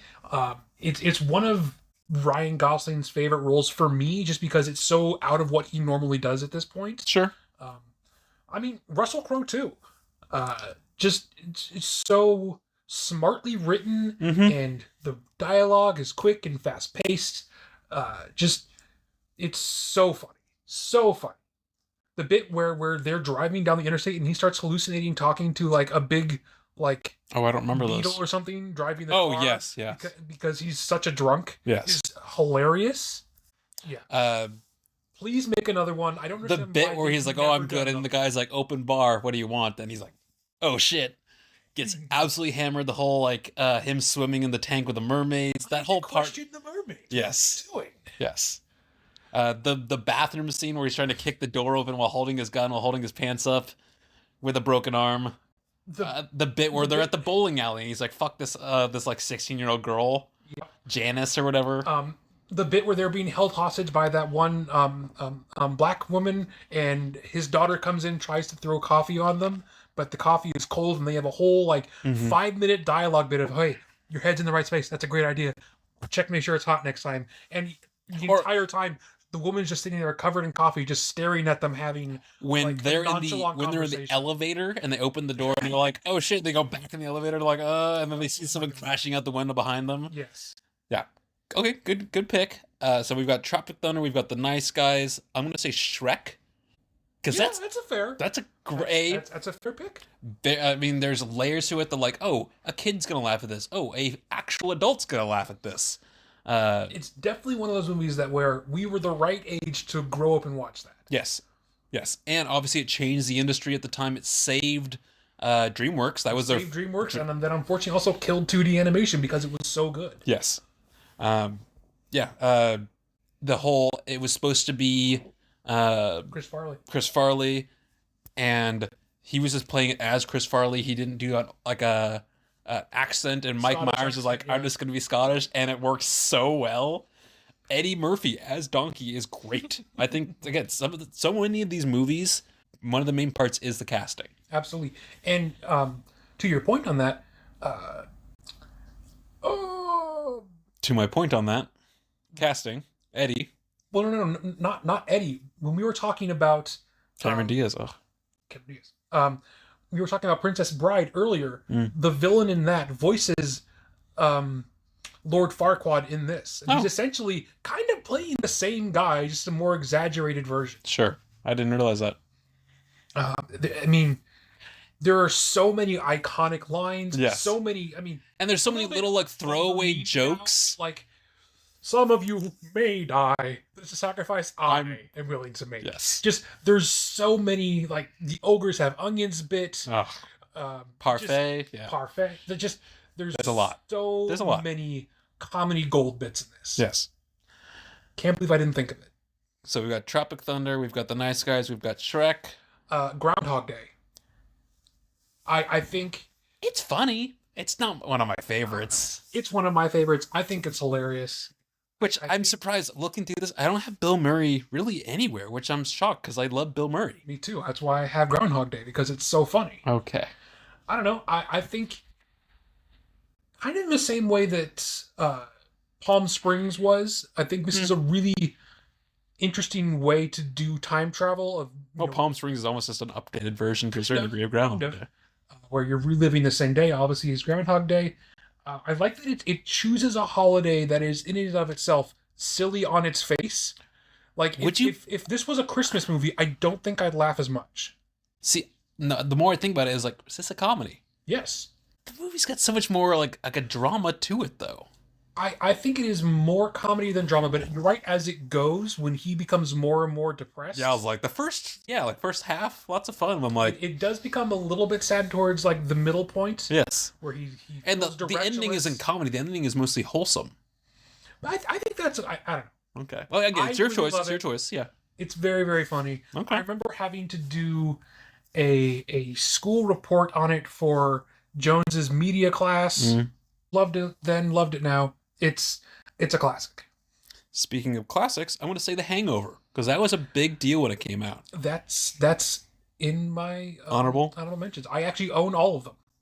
First one is the only good one. I've I seen the think- second, third. I'm like, they're not good. I think the first one is the best one. I think the issue with the other two is that they kind of just repeat the same story, Yes, just in different settings. but a kind of an I think before that an unknown cast for the most part. Absolutely. Bradley Like- Cooper wasn't unknown at that point. Zach Galifianakis Galifianakis wasn't unknown at that is so goddamn funny in that movie, though. kind of hasn't repeated anything else. I don't know. That's okay. Yeah. Ed Helms, so good. Yeah, they're all none of them are A-listers, which I think works perfectly for that movie. Helps. And I think also that it's a genre of comedy that doesn't get made a whole lot much anymore, where it's the whole point is that it is wild and raucous and over the absurdist, raunchy. Yes. Yeah. Where it is a hard balance to hit, where it's either that or it's, you know, a bad Seth Rogen movie where it's ha ha look, weed and sex every 5 minutes. Yeah, which they don't really make anymore. Great. Hangover #1. Okay. Zoolander. I didn't think the of that. Files are in the That's a really good choice. I didn't think of that. For a similar way that we talked about for Shrek, I think Zoolander is so, I want to say culturally important, but like it's so popular, it's so funny. So many of the lines and the bits are like just enshrined in, you know, society, the cultural consciousness. You know, the whole bit about him having to go back and be a coal miner, and he's freaking model walking around. My man, I had the black lung. I've never seen the sequel. I Me neither. Because I love the first one so much, there's no way it's going to be as good. No. But like, it's so original. There wasn't really a whole lot of lampooning of model culture. No, unless I've missed movies. But like, yeah, so funny. It's like peak early 2000s when Ben Stiller were just pumping out hit after hit after hit. Agreed. This is just one of them. We could have put Dodgeball in here for all I know. I mean, I did put Dodgeball. Okay, well, we're gonna lead right into Dodgeball then. So Dodgeball, which we've done an episode on, it's still Ben Stiller. It's very funny. It's very quotable. If you can dodge a wrench, you can dodge a ball. There's a ton of stuff in there. Vince Vaughn, I think, plays a likable enough kind of average Joe, hint hint. And it's about a kind of dumb sport and how ridiculously dumb the stuff with the Ocho, the two commentator guys. It's a bold strategy, Cotton. Let's see if it What's pays his fucking name? Bateman. Jason Bateman. So they're the guy whose name I don't know.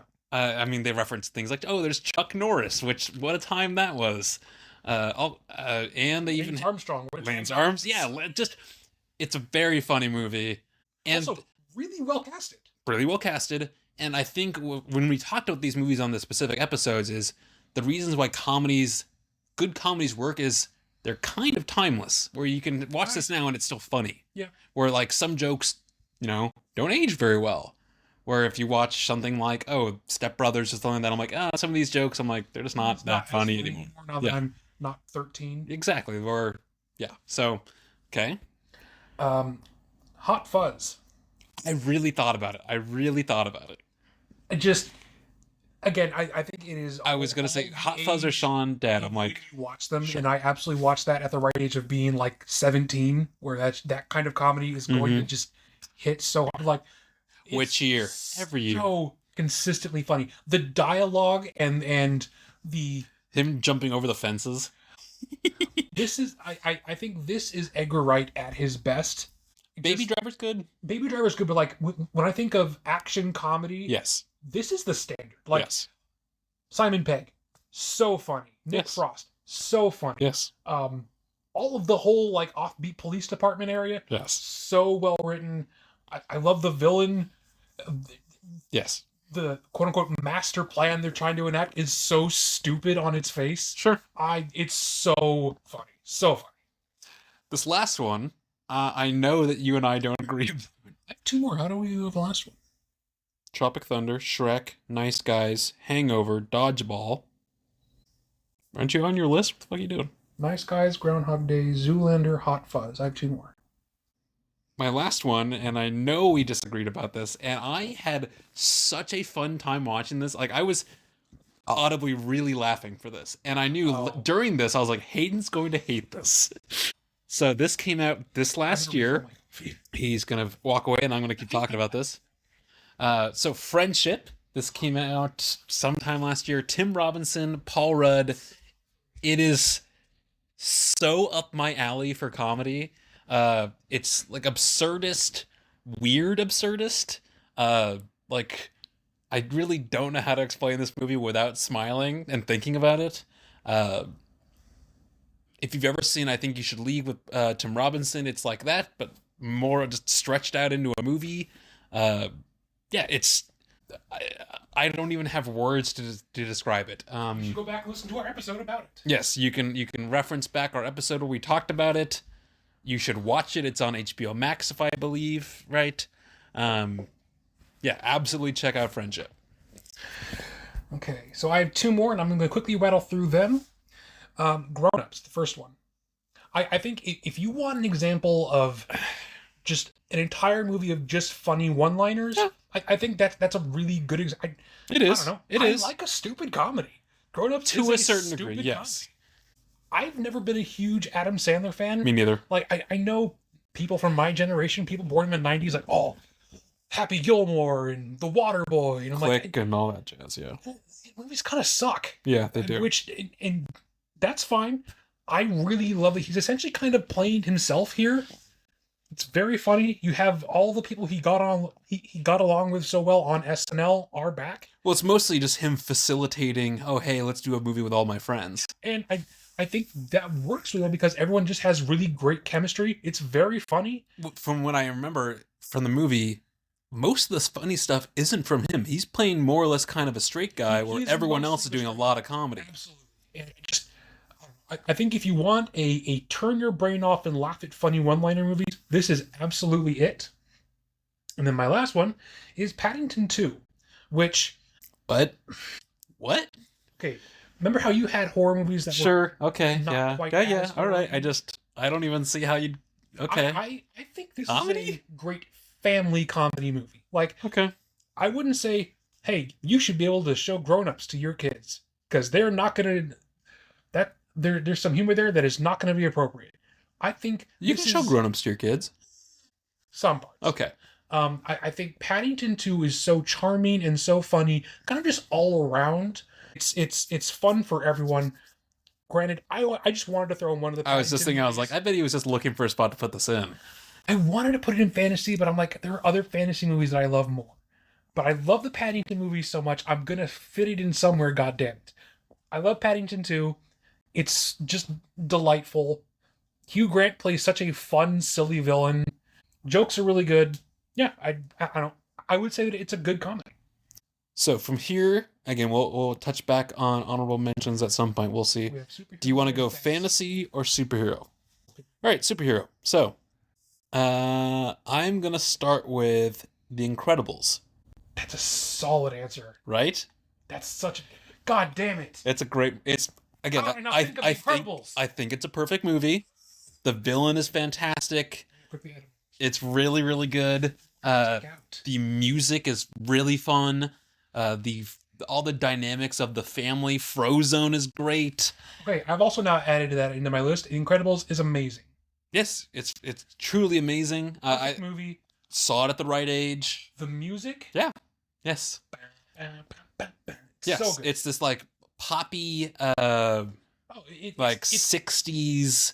It is similar to the music from Speed Racer. I mean, it's the same person. Yeah. But it's adventure jazz. It's so fun. Yes. And again, well casted. I think they picked the right powers for the right characters. Sure. It's not a complete send-up of Fantastic Four. No. It kind of sidesteps that pitfall by being its own thing, but there are definitely nods to that. Sure. I love that this isn't also trying to be realistic. Like when you watch The Incredibles, no one looks like an actual real human, but they all look like how you would draw a superhero. Close enough, yeah. They almost all look like concept art that they just left as concept art. And in the same way that we talked about both Shrek and... Changing the genre, or what do you mean? No, just... So in the same way that Shrek is like ingrained as part of our culture, I think The Incredibles absolutely deserves to be in that conversation as well. Sure. I mean, Pixar was, at the time, putting out banger after banger, and this was one of them. Yeah. Hayden? Superhero? Both had that one. I think you're also probably going to have this, but Spider-Man 2. I didn't. That is shocking to me, but that's okay. I think Spider-Man 2 is the best Spider-Man movie. I think it is the best live-action Spider-Man movie, That's a fair point. which is what I'll talk about in a second. Yeah, I know. Yeah. I think it's the best live-action Spider-Man movie. I agree. Yeah. I think Alfred Molina as Doc Ock Great. is probably maybe the most perfect casting of any superhero movie in. And by the second one, you Ever? get enough meaty context of James Franco and Tobey Maguire's relationship. Absolutely. I still think MJ's still an awful hag. she's but, you know, terrible, just in general. I like that we are now with Peter as a young adult. We don't have to have him constantly talking about his college stuff. You know. Yes. I mean, there's a little bit of that, but it's not over present as in the same way that the first one is. Music, Danny Elfman knock it out of the park. It's really good music. The action sequences where they're fighting up and down the sides of train buildings, the train sequence. You get the tragic villain of Octavius finally overcoming his evil at the end of the movie and Yeah. sacrifice. No, it's So much of this is just absolutely 10 out of 10 in its genre staples. and kind of piggybacking on that, I didn't do Across to an into. I did Into. Yeah. Because I think It's the better one. I think it's a better movie. Pacing's better. Pacing's a lot better. Second one, the second one is cool, and there's a lot of like, oh, look at that. Like, look at how they did that. Oh, that's cool. Oh, the spot stuff's cool. But it's mostly set up for number 3. Yes. And I like Oscar Isaac as kind of the pseudo bad guy. Yeah. Very Dope. cool. Awesome. I think, yeah, Spider-Man 2049 or whatever, or 2099. Very cool. But the first one, it was and I even talked about this because I just watched this last week, or rewatched it. It plays enough homage to the like Spider-Man origin story and the original Spider-Man. It's like, oh, we're doing this whole new thing, and it's still interesting and it still works. The music is cool. The when he first gets his Miles gets his first suit and he's jumping off the building, all the like the aesthetics where they like slow down time and I would say visually that Yes. that revolutionized the way animated movies looked, where you can Yes. look at things now like The Bad Guys kind of yes. has that same look. Or I even thought about putting it on there, but Puss in Boots: The Last Wish, It absolutely really cool visually. it revolutionized and changed the way the entire industry chooses to artistically animate stuff. Yes. Yeah, I mean that's an incredibly good choice. And they all, because this is like a multiverse series, you get to see a lot of cool, interesting adaptations of villains. Like, oh, this is how they did Doc Ock. The second one, they had this really cool, like, Leonardo da Vinci vulture. Very Yeah, there's just a lot of cool ways that they played with the multiverse that way. and something about Prowler, I think, was actually really specifically cool. the first one that I've always really liked is that it treats Spider-Man as a universal constant, and then if Yes. there's no Spider-Man, reality starts to break down. Yes. So I think that was a really interesting idea, that he is like the anchor character Yes. for his reality. And as far as Stan Lee's last cameo goes, I thought it was actually really nice. Like, Yeah. oh, you know, How they did that, I think, was really well. the suit always fits eventually. You're going to become the character trope for the story, whether you want to or not. Yes. I think that's very clever. So I'm going to follow that up with Captain America: The Winter Soldier. So I was like, okay, either of us are going to pick at least one of the first initial, like, the origin story of the original Avengers. The quote unquote phase 1 Yes. of Marvel, just filled with absolute bangers. You probably could have slotted any one of them in here. I put in Iron Man. I also it's in my honors, I almost put in Thor. Because Thor, I think The first Thor is not my favorite. really? No, the second one's not good at all. The first one's great. So Thor has always been a favorite character of mine. Yes. I don't think we've seen the perfect Thor movie yet. The first one, though, that, I think the first one gets the closest to it, but it doesn't have the action sequences that I like from number 2. number 2, Yes, I think you're mixing these up, Hayden. it's entirely possible. I'm going to finish talking about Captain America. also. So Captain America, the first Avenger, is entirely fun. It's entirely, serviceable origin story for Yes, Captain it America. is. I don't think it's necessary. I think you could literally hit the ground running with this one because so many people already know who and what Captain America is. I love that this reinvents him into more of an espionage character. This takes so much I'll see. I thought this was more. I thought Captain America was more by the books. Like, oh, we really didn't need this. Like, it's nice, it's fun. I felt like we didn't need it. I felt like he could have started Avengers with them finding him in the ice, and that's it. We can talk about the first Avengers movie soon. That movie's got some problems. Yeah, It's just dated, and for what we consider quality Yeah. superhero movies, fucking good. I love the action sequences. I think probably some of the best action sequences in the past 20 years happen on the bridge sequence when they are fighting Winter Soldier and Cap. That's number 2. Yeah, that's what I'm talking about. I thought you were talking about the first Avenger is the first one. I know. I'm talking about number 2. What is happening right I now? don't know what you're talking about. I am talking about Captain America, the Winter Soldier. I had referenced earlier that Captain America, the first Avenger, is fine and fun, but this is where his character comes into fruition. Miscommunication. I thought you said the first. I thought you said the first Avenger was. I was like, what? The first Avenger's fine. Yeah, I was like, we don't really need this. No, Winter Soldier is fucking awesome. Winter Soldier is like... No, it's great. And it also it kind of turns the... Yes, now it's like the turning point of where, okay, the violence has like a grittiness to it. The consequences actually happen. Like, yes. Robert Robert is kicking people into wind turbines and Yes. like knifing Yes. people in the skull. Yes. He is so... Robert Redford as the bad guys. I mean, he's so great. good. He's so great. The opening bit where they are with the recon team and they're taking out the French military Oh, ship Batroc. is yes. is It's just great. incredible. And I think this They is finally also- landed his costume where it doesn't look it looks so good. so much better than the Avengers. Okay, this makes so much more sense. I'm like, what Listen, the fuck are we you can do an talking entire about? episode where we can do a retrospective on Marvel stuff, which I talked about before. We should do. It'd be fun. Okay. Lots of problem with the first Avengers. Anyway, Regardless, Captain America 2, so very good. It Yes. also, for being a fairly long movie, it handles its pacing really, really well. Music is really great by Henry Jackman. they introduced Falcon. They introduced Falcon. Falcon is better in this movie than Yes. he is in his own movie. Yes. Which is a whole different problem. Yes. But there is nothing that I don't like in this movie. It's No, I agree. It's all around a 10 out of 10. And then so I thought you had said the first one. No, the first one's fine and So, serviceable, but it's phase- honestly kind of forgettable. Yes. Whereas Iron Man, which is why I said Iron Man, is like, oh, A, it starts it. B, My next one would also be Iron Man. I'm going to cross that It's- off too. the music is fun, and I think the casting of Robert Downey Jr. is probably going to go down as like The best and most important casting in potentially cinema cinema history. history. Yes. It is so good and so well made that it launches the entire MCU For the from next 25 years, at least. It completely reinvents superhero movies as that a were genre. that were dying. Yes. Yeah. And what I saw this on an Instagram reel recently. I can't remember who it was, but oh no, it was the guy who created Deadpool talked about seeing Iron Man for the first time. Rob Liefeld, Yes. I think, is actually more interesting as a commentator than he is as a creator.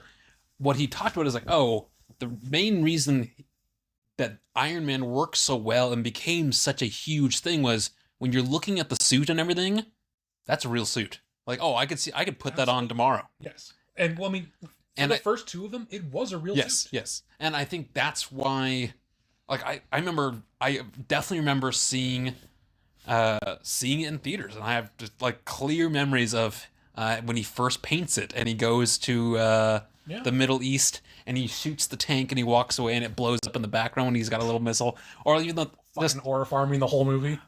I love the first flight suit where he's all just chrome silver. All of I that. love that they so smartly adapted the right things Yes. from the books. Like, Yes. okay, we're going to take this bit from here. We're going to take this bit from here. We're going to take this Yes. bit from And here. how are we going to show mishmash him all together? like talking inside the helmet? Like all of that was totally new. I love the opening bit where he's, carjacked from the Humvee and he Yes. has to escape from the terrorists Yes. in that And bunker. the homemade suit. Yeah. Yeah, Oh, that's really great. good. Jeff Bridges as the villain fucking kills it. I've been thinking about this recently. I'm like, Jeff Bridges pretty consistently is great. Well, yeah. I've never seen it, but I put it on my watch list. I think it's called Crazy Heart, where he won the okay. Oscar. I think you have to like country music. We'll see. Iron Man 1 Iron Man 1. is broke the mold so much it became the mold for all other superhero Yes. movies after. To So like, some oh, degree. that was the first one where they had never done an end credit scene before that. Absolutely. So my next one is, I think, perhaps an obvious choice, but if we don't say it, I think It will be a little bit ridiculous. 3, 2, 1. Dark Knight. Endgame. Interesting. I didn't even think of Dark Knight as a superhero movie. Like, it definitely is. I didn't think of it. I debated between The Batman and The Dark Knight for a long time. Okay. I feel like both of those are the best example of Batman movie that Yes. we've ever got. Yes. Well, for different reasons. For different reasons. I landed on Dark Knight just because, as much as I love Paul Dano's Riddler, Joker's better. you can't get away from how incredible that portrayal of Joker is. Yes. It makes the movie. He's almost more interesting He is. than Batman. Obviously, we could talk forever about Heath Ledger, but Christian Bale also kills it. He does. Gary Oldman, Gary Oldman's good. great. but cinematography by Wally Feitzer here really just takes you in, like you are roller coastering around Gotham. Mhm. It's so good. The music by Hans Zimmer, absolutely incredible. Some of the I just think of like, oh, the whole Aaron Eckhart as Two-Face is great. Amazing. Which I'm curious how they're gonna do Sebastian Stan as Harvey Dent. I'm interested. I'm interested for sure because the first one was so good.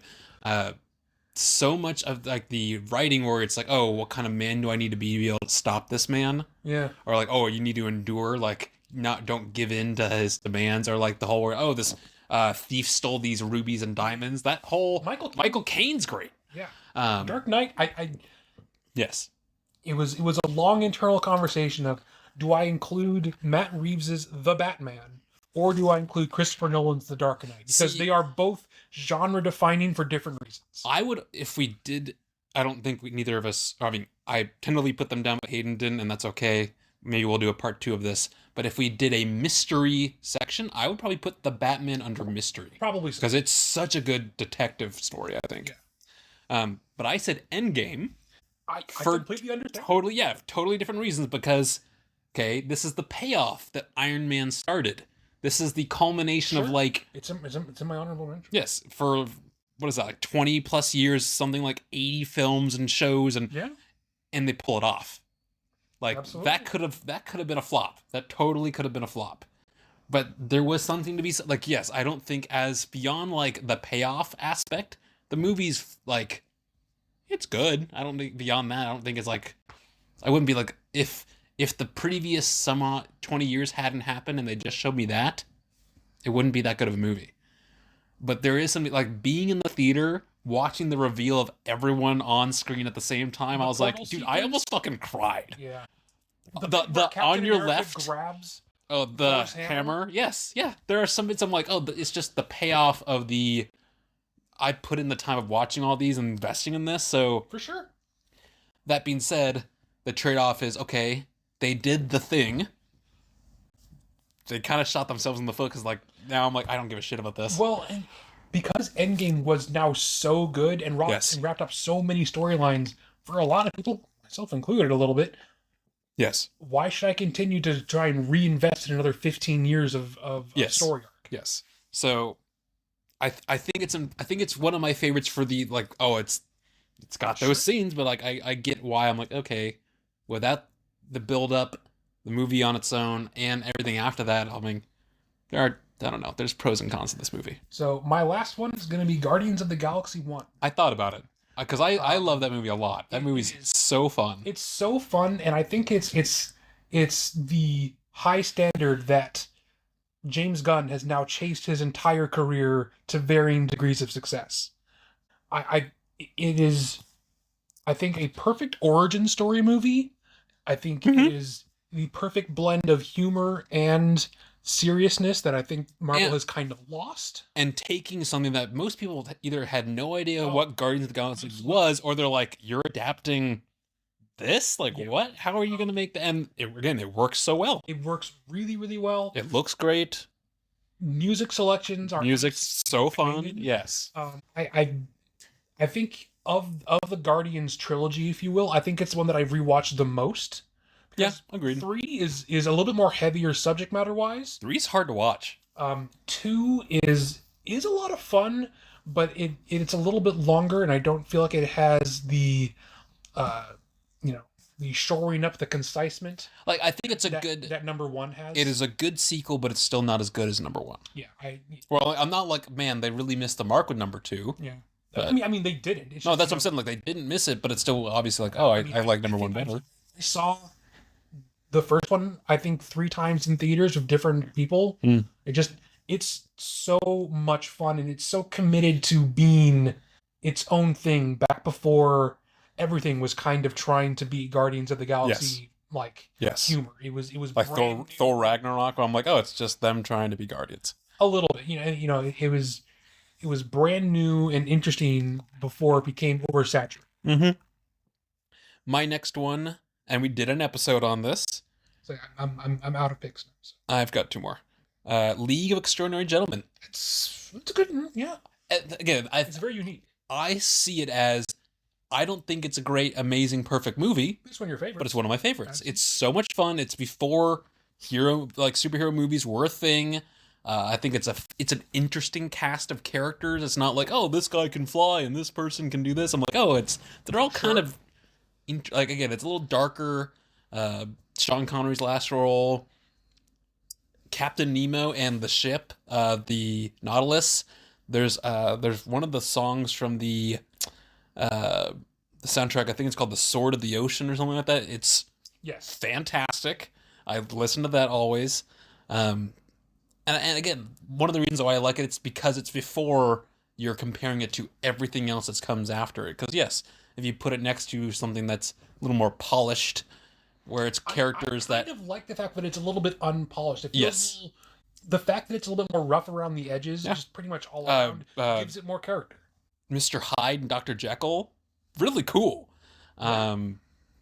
The kind of the vampire chick, the Invisible Man, and I think they do it really like a fun way of doing the Invisible Man with the makeup and the trench coat For sure. for the most part. Still looks pretty impressive today. Yeah. And then my last one is Man of Steel. God, I should have included it. It's so good, right? It's so fucking good. So Man of Steel is... I'm so angry at myself. It's, Oh my god. I know, right? So When you said you were done, I was like, "You're missing fucking Batman." Because I had Zack Snyder's Justice League as an honorable. Because I'm like, that's a lot to be one of my. That's in my honorables. Yes. How did I not think? I'm so sorry. How did I not think of Man of Steel? I listen to that soundtrack probably once a day. Yes, the soundtrack is amazing. I like the way they chose to tell the origin story of I don't know what Superman. I'd take out of my list to replace it. Actually, no, I do. I would replace probably Guardians with it. The suit looks amazing. I like that they kind of lean into like, oh, they're gonna fuck up this city. Like the amount of destruction in this movie. I really love how fast paced the action is. Like, okay, we're not going to slow anything down. We're going to How they showed their like super speed and stuff like that. Yeah, very cool. And they lean into this going into the trilogy of Man of Steel, Batman v Superman, and Zack Snyder's Justice League of like Superman being this emblem of hope. But they also show him in the human side of like, oh, he's growing up, he's making mistakes, like he's realizing like, and they show like the flashbacks to the past of him like being a waiter. Like it's such a good. Oh I'm god, so mad at myself. I This would. is going to frustrate me all day now. I'm so mad. I would do an episode on that, and I would watch that. Let's talk Man of Steel, but I deserve to be kicked off the podcast. I'm so mad. Oh my God. Kevin Costner as his dad, I think is actually really good casting. I think it's the Amy Adams, pretty good. Yeah, I like Amy Adams. I can't remember if it's Man of Steel or Batman v Superman, or he goes up on the mountain and he sees his dead dad in the winter. It's Man of Steel. Is that Man of Steel? Yes, it is. Well, I love that scene where he's talking about like shoring up the floodwaters and the horses were dying. Do you know what I'm talking about? Okay, just Michael Shannon as Zod. So mad. He's a great Zod. All the look of the ships. The chick who plays the lead bad Kryptonian. Yeah, she's hot. She's great. And I think I'm genuinely so disappointed. One of the reasons why I think this works so well is because Zack Snyder was just coming off of, I believe, Watchmen. Yeah. But also, Watchmen is in my. Watchmen's great. My Honorable. I thought about putting in there, but he's also got the executive producer of Christopher Nolan. Did help. And like those two together, unbelievable. Unbelievable. I do know that this is a fairly controversial pick. I know a lot of people did not like Fuck them. Man of Steel. Fuck 'em. They're wrong. They're wrong. And we can ignore Fuck 'em. those people. Okay. God, I'm so angry. It's so good. This is gonna fuck me over the rest of the day. I'm not gonna be able to See, I didn't even think of The Dark Knight. but it's Man of Steel. Hayden, what's wrong with you? Yes. Okay, fantasy. Oh. Sorry, okay. And I Fantasy. should preface when we talked about making these lists, because we kind of referenced it earlier, where one choice can't be a whole series. It can't be a whole trilogy. That's why my choices here. Hayden used multiple Star Wars movies for stuff, so just keep that in mind. Yep. So while he's looking at his list, I'm just going to start off fantasy by saying Goblet of Fire, Harry Potter. I did not have a single Harry Potter on my I list. almost didn't. I almost forgot about it. I feel like they're... So Goblet of Fire, I saw it at the right age where I was probably similarly aged to them at that point. Oh, yeah. And this is where it's not kiddie like the first two. I think number 3 is fantastic. Good. I think the first two are just... They're meant for younger ages. Yes. And what I like about 4 is like, I think they're supposed to be like 15, 16, something like that. Yeah. I love the challenges, like, this is the underwater part, this is the dragon part, this is like the scary corn maze part. You get to see Ralph Fiennes as Voldemort for the first time. Pretty creepy. The opening scene when they're at the World Cup for Quidditch, and at the end when like the Death Eaters are like going through the camp and killing people. I was pretty not scared, but pretty creeped out. I remember that. Mad Eye Moody. You first see Mad Eye Moody. Not Domhnall Gleeson. Brendan Gleeson. Great. Yeah. Really, really good. I think it's a good middle ground of like, it's not so dark that just everything is dark the whole fucking movie like the last couple. Yeah. And it's not, again, playing for a younger audience. So I think number 3 and number 4 is that good middle ground. Number 4 is my favorite. Probably looking across the street. So, yeah. I did not include any Harry Potter. I thought about it. I think I have one of them in my honorable mentions for this. So my first one is, to the shock of no one, Lord of the Rings: Two Towers. I like, as Duncan mentioned, I really wanted to ask, okay, I put in entire trilogies in here. And it's hard not to put the entire Lord of the Rings because trilogy. My God, what a formative experience for me. Like, well, for a lot of people. Well, for a lot of people, yes. But like, obviously, you know me. Like, I don't know if there's more... I don't know if there's a piece of fiction that matters more to my personality than Lord of the Rings, and by extension, parts of The Hobbit. So I had to pick what I felt was the best one from that trilogy. And while I think there are probably better, like, more Endgame-esque payoffs in Return of the King, I think there's a lot of Return of the King that just it goes on. You know, there's a lot of Frodo and Sam crying and walking up the mountain.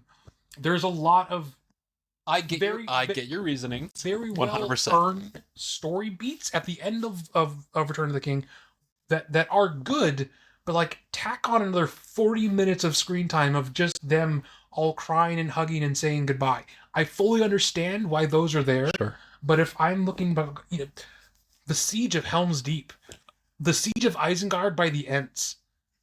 I can never remember which is that in 2 or 3. Because I'm like the Ents, I'm like, it's pretty. But the introduction of King Theoden and Wormtongue. Good segue, because like just I love all of that so much. Like Carl Urban again. Carl Urban, I mean, to say nothing of the main cast of how well they do. Sure. Like I think Viggo Mortensen. Viggo Mortensen breaking his foot or toe or whatever. Like, but as I said, I could have probably put any one of them into here and made probably a half an hour rant of how it's special and important to me. Sure. So I just kind of had to pick what I think is probably the more enjoyable ones, and I'm going to go Two Towers. And honestly, exactly same lines. I wanted to put at least one of them in. I think it's hard to pick one. the main reason why I picked Return of the King is, yeah, there's some payoff. I also have Return of the King down, so I'm going to mark it off as well. Okay. And the reason why I really attached to that one is the whole stuff with Theoden. His speech right before they charge at Gondor. Yeah. Dude, again, I get goosebumps. I get teary-eyed. Like, shields will be broken. Spears will be splintered. It's like that whole speech. Fuck me, dude. Like, let's go do something. I mean, the tragic plotline of Faramir. Yes. Just yes. So good. It's really good. So good. And I think the reason, or one of the reasons why all of them work so well, is so much of it is practical that so many problems with movies nowadays, they look fake. Yeah. Like, so many Netflix movies have that lighting. I can't put my finger on, but like this, like, everything has rim lighting on it. Whatever the reason is, like, this is happening. This could have happened down the street if this was real. Like, yeah. Return of the King. The elephants. Elephants are great. The wrap up of Gollum and the whole bit where all of the plot lines converge, where they're inside Mount Doom, when they're wrestling and like they're falling over it's so operatic and so like, I remember watching that as like a 10 or 11-year-old and just having my mind blown. They reforged the sword. Fucking awesome. Fucking incredible. Yes. So yeah, I forgot that I had both of those on here. I love Fellowship. I do too. Fellowship is a lot of lore talking. I think there's like it's necessary. It's necessary before, like, you really get into the meat of what's going on. Yes. Which is fine because it's handled really, really well. It is. And it's like, okay, that one's like a 9.5. The other two are 10s. Something like that, yeah. So both had Return of the King. So Return of the King, Goblet of Fire. You had Two Towers. Two Towers. Then I will say Secret Life of Walter Mitty. I understand that. I wouldn't have picked it. Again, I saw it at a very, like, I don't know what I'm doing with my life, like 17, 18. It just has this really good sense of, like, discovery. That's great. Or exploration. Yeah, discovery, exploration, wanderlust to a certain degree of just like, hey, take the leap of faith, do something better than doing nothing. Of like, and I is it directed by Ben Stiller? I think it might be. And you see the range in him of like, you can do these like Zoolander crazy comedies and Tropic Thunder as he's skateboarding down those. In Iceland. Those roads in Iceland, pretty amazing. There are other fantasy movies I put. Sure, no, I've got it was very, for me, nostalgia formative of like, let's go try that scuba diving thing. Like, yeah, for sure. So yeah, it's just for sure it hits that spot for me. So when we talked about Frankenstein, I mentioned how much I really like Guillermo del Toro. So which one did you put in? Because I also have one here. I have two, actually. Okay. So I have Pan's Labyrinth. I don't think I've never seen it. That's more of a that's the formative experience, like, fantasy movie for me, in the same way that Walter Mitty was for you, maybe for different reasons. Yeah. I love just the mature nature of the story. I love all the practical visuals. It was my first real introduction to, like, adult dark fantasy. Not adult as in like, here's topless women, but like adult, mature, serious themes. It's an unsettling movie. It is a grim movie. It pairs really well with, like, here's the very real reality of the Spanish Civil War and the idea of dictatorship. And then, here's this young girl who escapes that by going into her imagination and imagining, here's a giant frog monster. Or Doug Jones's incredible turn as the Faun, where Doug Jones does not speak Spanish. He learned all of his dialogue phonetically. It's incredible. I think, to say nothing of the amount of makeup he's wearing throughout the whole movie. I think it's beautiful. It's tragic. It's funny. It's a shame that a lot of it peaks. It's a shame that a lot of people will point out and say, here's where Del Toro peaked, but it is hard to argue against that. It is, I think the best thing he's ever put out. I really, really love it. And his other one, since I'm curious to see if it's the one that I put down. Shall we say it on 3? 1, 2, 3. Hellboy 2. The Golden Army. Army. Okay. Golden Army is So almost put it in superhero movie because it's kind of similar. sure. But it's like No, I think it's clearly fantasy. it's clearly fantasy, but in the same way of like it's a slightly more modern and more polished version of the same kind of vibes you get from Leave Extraordinary. Extraordinary Gentlemen. Yes. It's a very Yes. it's a odd ragtag crew fighting. An odd kind of villain. Yeah, it's The the night market scene. I was just about to say, I was like, that is the most Del Toro part of it, I think. Incredible. The Even amount of prosthetic work in this movie is off the charts. the Angel of Death, when they pull the So dagger out of him, so cool. The Golden Army, yes, I think is kind of the most amount of CGI in this movie is the Golden Army.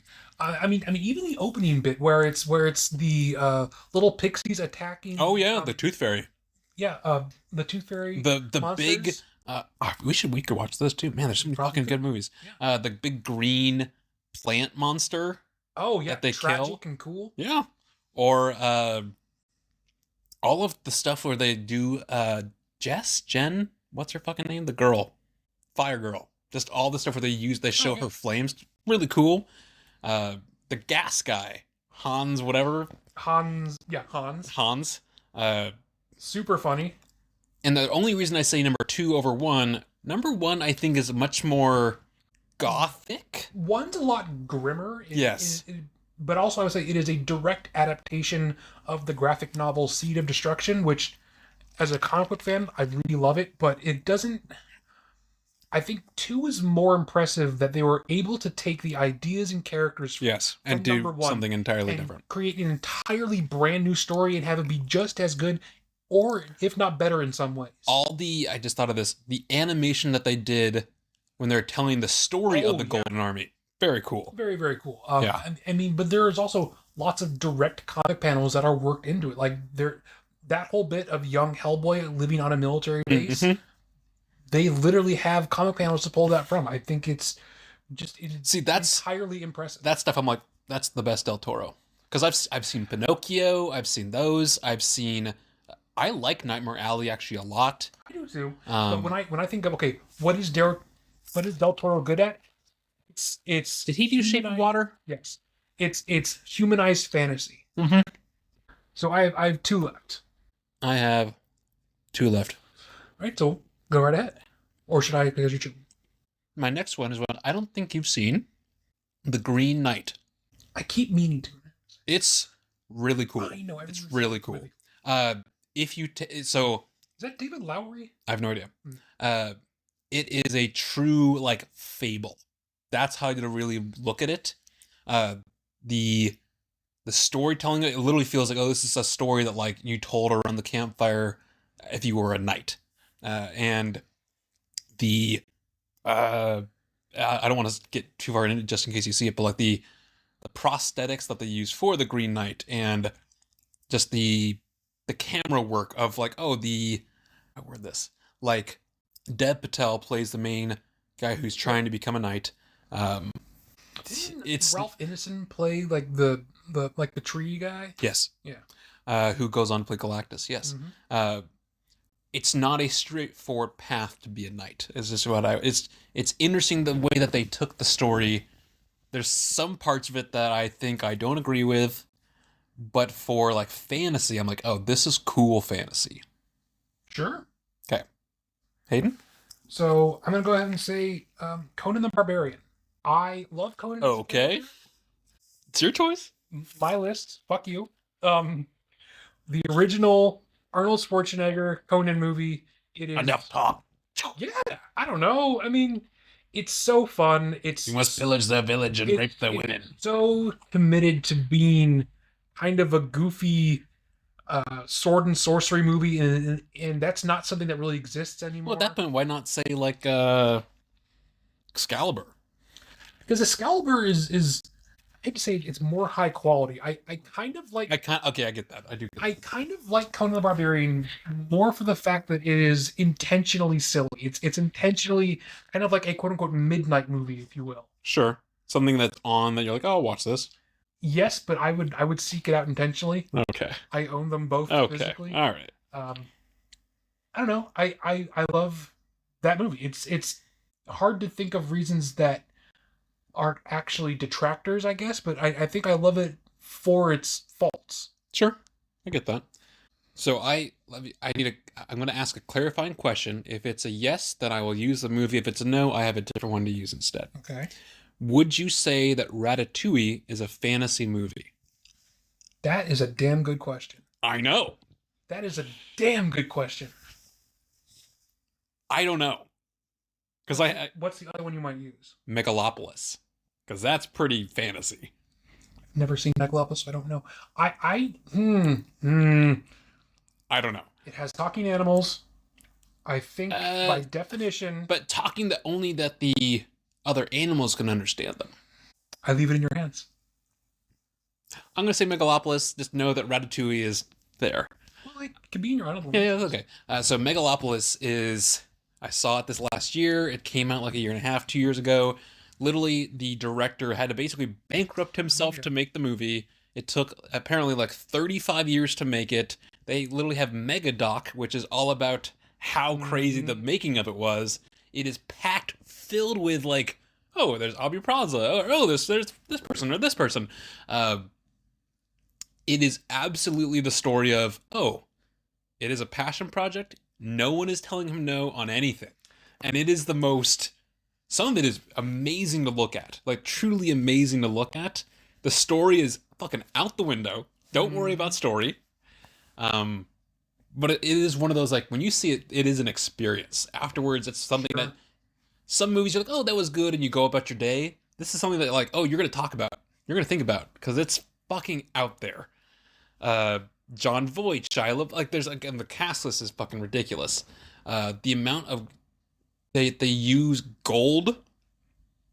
Adam Driver, I still don't have like I can't even remember what I used as a review for it, but it's if you have the chance to see it too, I would say it's a movie that you experience, but it's not a movie that you can like. If you ask anyone, walk me through the plot, I don't know if anyone can. So I get why it's kind of a flop, but it's also got the infamy of like this is a whole fucking thing. Sure. So, okay, Megalopolis. That's what I'm ending on. Okay. I think. And I'm ending on The Hobbit 2. Desolation of Smaug. Desolation of Smaug. Okay. So my list. So mostly Lord of the Rings or Hobbit related. Yes. You know, it's me. That's fine. It's your list. Medieval fantasy. It's your list. I'm a Hobbit defender. I'm aware that the Hobbit parts of it are controversial in some of the choices that they make and some of the changes that they decided to do. It's the reason why I'm not putting Hobbit 3 in here because Hobbit 3 is not that good. No. I love 99% of Hobbit 2. They blur together so much for me that I don't remember where one starts and one ends. To be honest, I think like more is the scene where they're in the barrels, is that 1 or 2? That's 2. Okay, because I love that. That's a lot of fun. I think more of what becomes quote-unquote iconic from that series is from 2, and that's why I'm putting that in here. You know, him and Gollum in the ring, is that 2? You get that's the very end of 1. Okay. Even though that scene is excellent, you know, in 2 you get to see Smaug. Smaug is... All of that stuff with Benedict Cumberbatch is great. Is maybe some of the most impressive CGI I've ever seen. I don't know about that. To me. Like, I think... You get to meet Bard the Bowman. You get to meet Stephen Fry. Some of that, I felt like it detracted from the story, though. I don't know why. You get to meet Thranduil. Who the fuck's Thranduil? The corrupt king of the elves living in the cave. Lee Pace. No, I like that part. Okay. Yeah, I really thought about putting Hobbit 1. If I was gonna put it, I was probably gonna put the first one. I don't know. I think I prefer a lot of the sequences from 2. Which I think there's a good amount there that makes sense for sure. You get to know so much more about Thorin and how his brain starts to slip a little bit the more that movie goes. And Yeah, I think that's one of the only parts of 3 that I like, is how they show his like mania of the gold. That's only the parts that I like. I think my issue with 3 is that is the least amount of actual Tolkien in that movie, and you can tell. Yes. And that's no fault to Peter Jackson. Actually, no, it fucking is a fault to Peter Jackson. This should have been 2 movies, and you could have taken some stuff out, and it would have run fine. But that's not the reality in which we live. So I still really, really enjoy Hobbit. So that's my final pick for our final category. What is our runtime looking at right now? We are at 2 hours, 22 minutes. Do we want to go through honorable mentions? Because I've got... This could be a longer episode. Because I've also got mystery and sports that I did. I didn't do mystery and sports because I didn't know that's what we were doing. I just had extra time. Okay, let's go through honorable mentions. So start at the top. I think we should go through these quickly. Sure. So, drama. Honorable mentions, go. True Grit, the Coen brother version. Haley Steinfeld. Yeah, it's a good movie. Yeah, okay. Requiem for a Dream. It is never seen it. Uncomfortable and a bad time, but it's really well made. Okay. Saving Private Ryan. That's a good choice. And Good Will Hunting, which you had as an actual pick. I tried to do 2 to 3 for each of these. So I had Dead Poet Society, because I'm like, okay, if I'm going to have Good Will Hunting, I should probably have the other one, because I like both of those are great. The Holdovers, I think, is great. It's more of a comedy to me. It's a drama. Yeah, comedy. And Cool Hand Luke, which I love that movie. It's okay. For romance, I had Past Lives, which is a newer one. It's from... I think it's from South Korea. Chloe Zhao? Yes. It's pretty kind of a downer. It's less of a... It's more like bittersweet. Not downer, but like, I would say bittersweet. And Swingers. Have you ever seen Swingers? No. Swingers is great. Do you know what Swingers is? Is it the act of having sex with other people's husbands and wives? Not at all. Oh, I mean, that is the act. The movie is... Is it a Vince Vaughn movie? Super young Vince Vaughn, super young Jon Favreau. Right, and Jon Favreau's girlfriend breaks up with him. After 6 months, he's still like down in the dumps. Vince Vaughn, he's like, "Come to LA, we'll get your mind off of it," and it's just them being really young. It's really good. It's really, really good. It's not like, I don't know why they call it Swingers. I was gonna say, doesn't do anything with that at all. So mine were La La Land. Okay. Which okay. And In the Mood for Love. I've tried to watch it. I like a downer movie, but I like it's so well made. Chungking Express. I like more. Wong Kar-wai makes some incredible stuff. Yes. Okay. Action. I only had 2 on here. I have quite a few on here just because I can think of a lot of good action. Well, yeah, I can think of a lot. I was just trying to limit. Okay. Kill Bill, the first one. Predator, the first Predator's really good. Pirates 1, which you included. Predator, I should have thought of that for one of my... Speed Racer, which you included. Yep. And Sicario.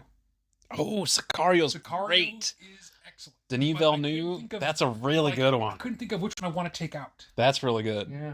I had Hurt Locker. Oh, that's great fucking movie. More of a drama. Yeah. And The Accountant. The first one actually didn't hit that much for me. I liked the first one a lot. Really Second one was... Never saw it. Sci-fi, I'm going to go with Phantom Menace, which you included. I had Interstellar, which you included. The Martian, which I think is really well written. It's good. The first Matrix, I really debated about putting it about, is my favorite. The first one, I get it. Ex Machina, which you included. Yep. And the first Jurassic Park. See, I feel weird putting Jurassic Park in sci-fi. It just doesn't... In my brain's like, that doesn't make sense. I know, it just doesn't make sense in my brain. I also put Prospect. Have you ever seen Prospect? Prospect is good. I really like Prospect. The I don't know, the indie vibe to it I really enjoy. Horror, I put The Menu, which it's horror-esque, but it's almost more horror comedy. It's dark comedy. And I put Bandersnatch. Do you know what that is? Sounds very familiar. I think I've seen. This is a Black Mirror special. Where it was interactive and you could... stars Will Poltz here. Yes. Yeah. As one of the... really good, again, lightly horror, but it was such an interesting thing that was like the first time we're like, oh, you can kind of choose... The movie was about a choose-your-own-adventure video game that goes wrong, and you're choosing your own adventure in the... It was really cool. So you could talk to other people who saw it, and they got different endings. That's interesting. It was actually, it was really cool when it came out. So mine for horror is going to be Saw 1. Okay. Because it's the impetus for the entire series, but it's not my favorite of the series. Saw 3, Okay. which kind of wraps up the first 3 storylines, but it's not as good as 2. The Alexandre Aja version of The Hills Have Eyes, it's really good, really violent, really disturbing, but there are other ones that I like more. And then the Sam Raimi classic Evil Dead 2, which is so much fun, but I like the other ones because it's actually scary. I'm so surprised I just thought of this that you didn't put like a Resident Evil anywhere. I don't think Resident Evil makes good movies. Okay, I had a different opinion of you. I thought for some reason I thought you liked those. Horror movies go, I Okay. don't think they're very good. I For think you might mean Silent Hill. nope, I definitely thought Well, Resident okay. Evil. Comedy. I put Lock, Stock, 2 Smoking Barrels Yep, I have and that Snatch. Both. I've never liked. Rock and Rolla. I've never liked Rock and Rolla. It's kind of the odd one out. And what's it called? Kiss Kiss Bang Bang. Have you ever seen Kiss Kiss Yeah, Bang it's Bang? okay. I think it's a lot of. I think Val Kilmer's kind of being a dick to Robert Downey Jr. is really funny. All right, comedies. Anchorman. I think the first Anchorman. I almost put it on there. So iconic. I and almost put it on like, there. Like, oh, I really There's a wanted lot to of put good it in. bits. There's a lot of good bits. It barely was The amount of times that I'm like, oh, Steve Carell in that. Oh, Paul Rudd in that. Oh, like so good. yes. Original Step Brothers. I think I. Did I put also in there thought about it. because like some of it hasn't aged very well. That's the part what I And, referenced like, earlier. Some parts were like, I'm not 13 anymore. It's But not for gonna be as that funny. age, like that age, I'm like, that's the one I would pick. The Hangover, which you included. Yep. And Bullet Train, just because so much of that dialogue is so funny, but like it's more of an action movie. It is than a more of an comedy. action. Superhero. I put Thor, the first one, because again, I think Thor is a character with so much more not mystical. He's a myth. He is a god. Yeah. And I think the first one shows Asgard, the Bifrost, everything as like it felt more. Oh, this is mythology.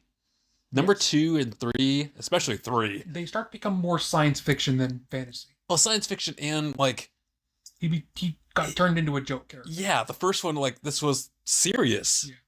Yeah. And I also Like a whitey. yeah, and I also put down Zack Snyder's Justice League because yes, it's 4 hours. But it's a damn good 4 hours. But it's a damn good 4 hours, and it's all the things that you like. A lot of what I felt in Endgame, I felt in that. For sure. So I have down the original Spider-Man. The first, like 2 is by far the better, but yes, I get it. It is a classic, but 2 is better. Yeah, Endgame. yeah. Doctor Strange, because I really like Doctor Strange as a character, and I think they got so much of it correct, but it's not like it didn't stick the landing very well. The ending's a little bit disappointing. The ending is a little disappointing. Zack Snyder's Justice League and Days of Future Past, because Days of Future Past is so good. I thought about but it requires you to have watched every other X-Men movie for it Yes. to be good. yes. So I'm like, I don't know if that really makes sense. In the same lines, I didn't put it down, but thinking about it, like First Class, First Class is also very actually good. really good. By the same people who did the first couple Kingsman. Yeah, first couple Kingsman, great action adventure. Yeah. First one, First one. second one's, Second one's pretty goofy, but it is still fun. third one I really didn't like. I didn't care. Yeah, the Kingsman. Yeah, Pacing issues. among other things. Fantasy. Conan the Destroyer. I referenced Ratatouille. I think. Everything about Ratatouille is fucking perfect, but I don't know if it's a fantasy movie. I think Ratatouille is my favorite Pixar movie along with Incredibles. I think don't know Incredibles how is my I would- favorite. I don't know how I want to categorize it either. Yeah, I don't know. There's talking animals, but the talking animals don't talk to humans. Yes, and that's really the only part that's not normal in the rest. The rest of the movie is pretty like It's hard. It could be a comedy. yeah. Hobbit 1. Midnight in Paris, I actually like a lot. I do like Midnight in Paris. I don't know if it is I would almost say it's a romance. Romantic fantasy. Yeah. Harry Potter 1 and Harry Potter 3. I think 3 because obviously we all love 3. Yes. And I like 1 because it's so indicative of what a kid's fantasy movie should be. Yes, and I think it rides the line of like, oh, this is scary enough for a kid. For sure. And I didn't put 2 down because fuck those giant spiders. I also put down Northman. I actually really like Northman. Northman's good. For a fantasy aspect, there's some. I think it runs a little long, but Skarsgård and the chick, Anya Taylor-Joy. thank you. Yes, they're like, we're gonna fuck up this guy in secret as they are slaves. Yeah. I like a lot. All right, I think that's all of it. Do you want to like just spitball some mystery sports, or do you want to wait? What do you think? I could spitball some sports stuff. Okay, and I'm sure some of this you're like, Let's make a whole 3-hour episode. So for sports, sports, I'm gonna go with League of Their Own. We talked about that. I got last that. week. I'm gonna go with Slapshot because I like didn't even hockey. write down Slapshot. I put down Moneyball. Even if you don't really like Moneyball baseball, is I think probably something I should have considered just for drama in general. it's really good. It's very good. It's really good. Really well. I think it might be Brad Pitt's actually best movie. I don't know. That's an entire discussion in and of itself, but I don't know if I agree. F1. F1 is good. It's a good sports movie. Yes. Color of Money. This is the sequel to The Hustler. This is Paul Newman and a really young Tom Cruise playing pool, which I love pool. Sure. And them together is great. I was honestly really surprised on how much I don't know if I love it, but I was surprised on how much I liked Smashing Machine. I haven't gotten around to watching it yet. I think Remember the Titans was very like I actually had to watch that for a citizenship in Really? the community merit badge. And it for what it is, it's like I think it's very serviceable. Like it hits the like we're all gonna band together and win. Yeah. I put Drumline in there. We just watched it. Ooh, It's kind of a sports movie. Yeah. Adjacent enough. Yeah. You want to do mystery now? Yeah, mystery. Okay. I don't have anything written down. That's fine. So if I Knives didn't Out. include them with drama, I put Knives Out and probably Wake Up Dead Man. I just put Knives Out. The Batman. Again, I think it's a mystery. Excellent choice. I would, for me personally, I would put also in the Kenneth Branagh version of Murder on on the the Orient Express. I think that's really well done. Wind River. Really good. Pretty good. I didn't know where to put this. I think Tintin? Seven is Tintin. is a mystery movie. Tintin, I would say, is an adventure movie. I don't know if We didn't have adventure as a category. So. I don't think it's a mystery movie. He's solving the mystery of the fucking boat. But we know where the boat is. It's not like... And either way, I wanted to put Tintin in there somewhere because Tintin's awesome. Tintin is awesome. I think if we had an animated movie category, Oh, yeah. I would. but yeah. I rail against that in general anyway. Prisoners is Absolutely deserves to be there. absolutely deserves to be there. And I would put Only God Forgives because they're kind of figuring Not out. really a mystery. I don't know where to put it because I'm like, It is. this. It's probably just a drama. I guess. I would put in Zodiac. Very good. Zodiac is excellent. It's a little long, but it's really good. I'd put in Seven, just to drive home some more David Fincher. Yeah, I was like, okay, David Fincher got it. That's okay. Well, we are at. Under the Silver Lake. I didn't like it. I've tried watching that twice now. I like it. I want to like it. I wouldn't like rewatch it all the time, but I think it's good. I've tried. I've tried twice now. I even said that in my review. I'm like, this is my second time trying to watch this. And I'd also put down LA Confidential. LA Confidential is good. I also Fucking see, awesome. The first Thin Man that I watched recently. Hmm. Good. A lot of fun. If you count it Very as a goofy. mystery, maybe one of the Sherlocks? Like the show. No, the movies. Or would you put them as action? Oh, Sherlock Holmes with Robert Downey Jr. Yes. I put those at action. Okay. Okay. Like, it's very much a Guy Ritchie version of a mystery movie. I don't know Yes. if I count. Oh man, we could almost do it each episode for like, let's talk about think about Guy Ritchie, all of the Guy Ritchies. I'm like, the Ministry of Ungentlemanly I'm Warfare. gonna write those down. Just all the director movies or all the actors. Let's cap this off. This has been, God, I think this is probably our longest episode. And yes, there's going to be pauses and cuts in this that we're going to have to. I've enjoyed it though. I think us having a back and forth when we're actual face to face, not over. It makes a screen, difference. Is more fun Well, that's why if you look at most podcasts, they are in person. sometimes.